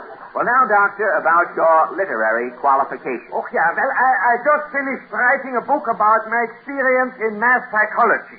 Oh, you psychoanalyze masses? Oh, yeah. Once I am psychoanalyzing a whole town. A whole town? Yes, it is simple. I didn't even need a couch. Well, what was the name of the town? Davenport, Iowa. Well, thank you, Dr. Holstein. Our next critic? I am Prudence Paddleford. And you, Miss Paddleford? I'm the literary consultant for the Red Saul drugstore. Oh, you are a book critic? Heavens, no, I'm a book feeler. Oh, a book feeler? Yes, my job is to feel the book. Well, why? I don't want to pry into your profession, but why do you seal the book? Oh, Rexall only carries paper editions. Oh. I seal the pages to make sure they're printed on the proper paper. Well, how do you mean? Well, Rexall chooses its paper to fit each story. Yeah. When a book is sad, we print it on Pond's tissue. Oh, Pond's tissue. Yes. If you cry when you're reading the book, you just tear out a couple of chapters and dry your eyes. Oh, very handy, very handy. Now, The Life of Lindbergh, we printed on flypaper. Oh, really? Yes, we were stuck with 3,000 copies. Good old Rexall. Here. Rexall carries simply everything for the reader. Bookmarks, bookends, bookshelves. And this week, Rexall has a special for people who like to read in bed. What is it? A pair of pajamas with a book in the pocket. Well, thank you, Miss Paddleton. We have Not cutting you off, but thank you very much. Our time is limited. And now they're turning this into a television place. We'll have to get through. And now, our international celebrity. I am Boris Shashlik, literary critic of the world's greatest newspaper, Pravda. I am the sworn enemy of yellow journalism, Wall Street, and capital gains. Mr. Shashlik, do you have books in Russia? In Russia, everything is undercover. Oh, I'm having here a list of the Russian bestsellers. What are the best-selling books in Russia? Number 1 is Forever Stalin. Number 2 is How to Stop Democracy and Start Living. Which is written by Dale Carnegie. Dale He's also writing How to Win Friends and Influence Peasants. Does everyone in Russia read? Everybody's a member of the Book of the Month Club. Oh, they have a Russian Book of the Month Club? Every month is the same book. What book? Karl Marx. Oh, Readers of the World Unite. Now, please, No, no demonstrations, please, Boris. You bored me. Well, thank you, Mr. Shashlik. And now, ladies and gentlemen, our distinguished author of the evening. I am H. Allen Smith.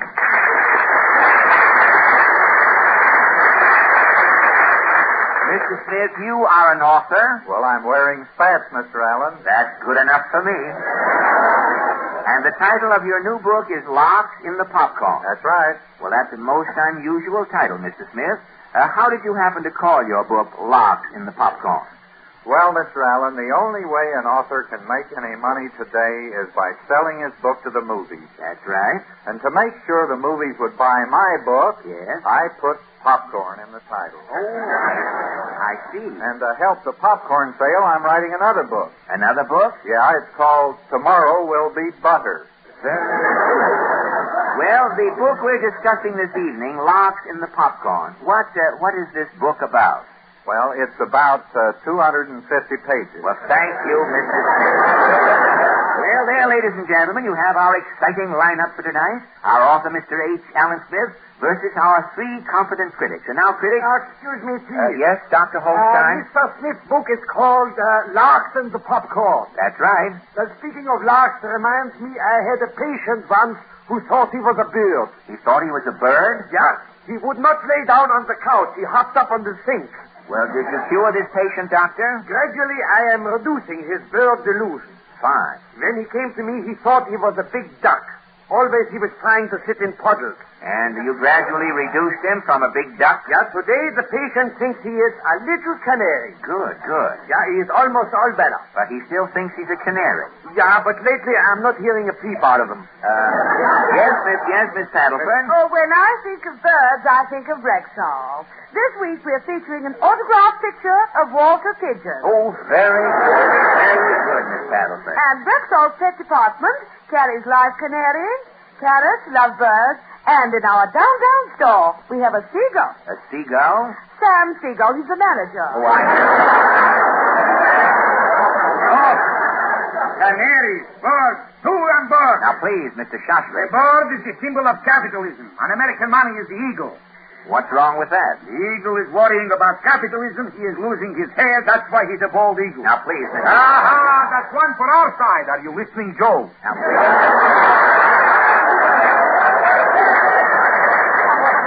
Very interesting. I had a patient once who was as bald as a pumpkin. Pumpkin. Both in you're hinting I am a spy. No, who is saying anything? You never say anything.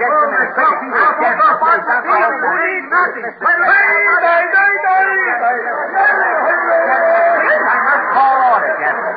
We are discussing this new book written by Mr. H. Allen Smith. Is Mr. Smith in our audience tonight? Well, look, I'm right here at the table. Oh, yes. I'm sorry, Mr. Smith. Now, Mr. Smith, would you mind telling us what your book is about? Well, I used to live in Jackson Heights, but I moved out west to Westchester. In a covered wagon? In a station wagon. Oh, I see. My book is mostly about a city boy's experiences in the country. I bought a house. Yes, Doctor. Yes, speaking of houses, I had a patient once who thought he was a house. Your patient thought he was a house? Oh, yeah. To him, his best button was the doorbell. Yeah. And his pockets were windows, and he always wore his union suit backwards.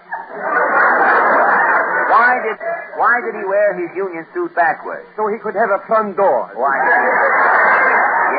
Yes, Miss Paddleford. House reminds me. Yes. Rexall carries everything for the house. Oh. This week we're featuring a combination waffle iron and clothes presser.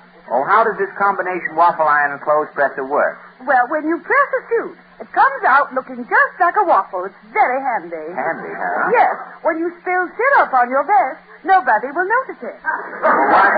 What happens when you make a waffle? Well, it looks like a waffle. It tastes like a waffle, but it has sleeves on it. Delicious. As I said, Rexall carries everything for the house. Houses in America are only two houses. Two houses? The bankers are living in one house, the house of Morgan. Yes. The workers are living in the other house, the poor house. Yeah. Well, as a psychiatrist, I think Charles should live in the nut house. Oh, you're a rusty-eyed. Who asked you? You're an old bloomer girl. Oh, now, gentlemen, please.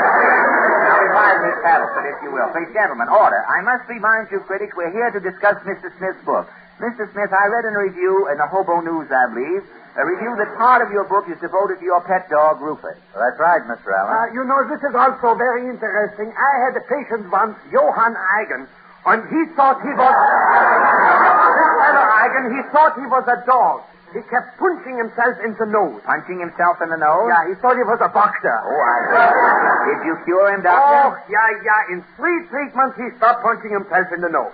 And then I gave him my bill. And what happened? He punched me in the nose. Oh, speaking of dogs, Rexall's luncheonette sells hot dogs. Dogs. Under capitalism, America's going to the dogs. America's going to the dogs. Why are you Russians still borrowing our money? It is Lend-Lease.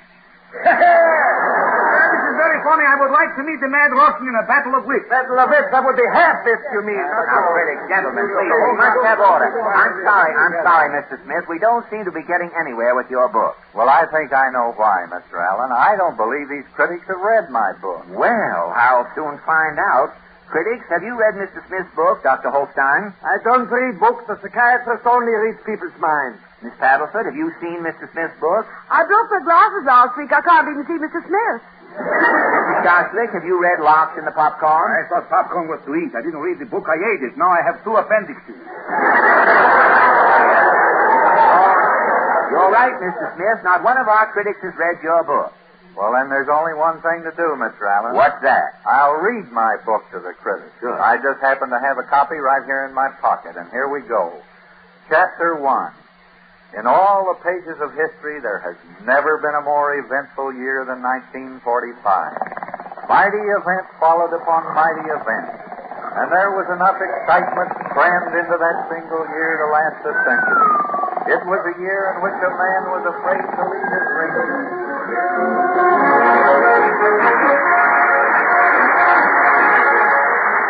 Next week, our guest will be Charles Foyer. Your 4-dealer has asked me to leave this thought with you. The better we can learn to understand our American economic system, the better it will work. Thank you and good night. Two-Gun Gary Moore. Just a minute, you're going to hear a program called Stagecoach.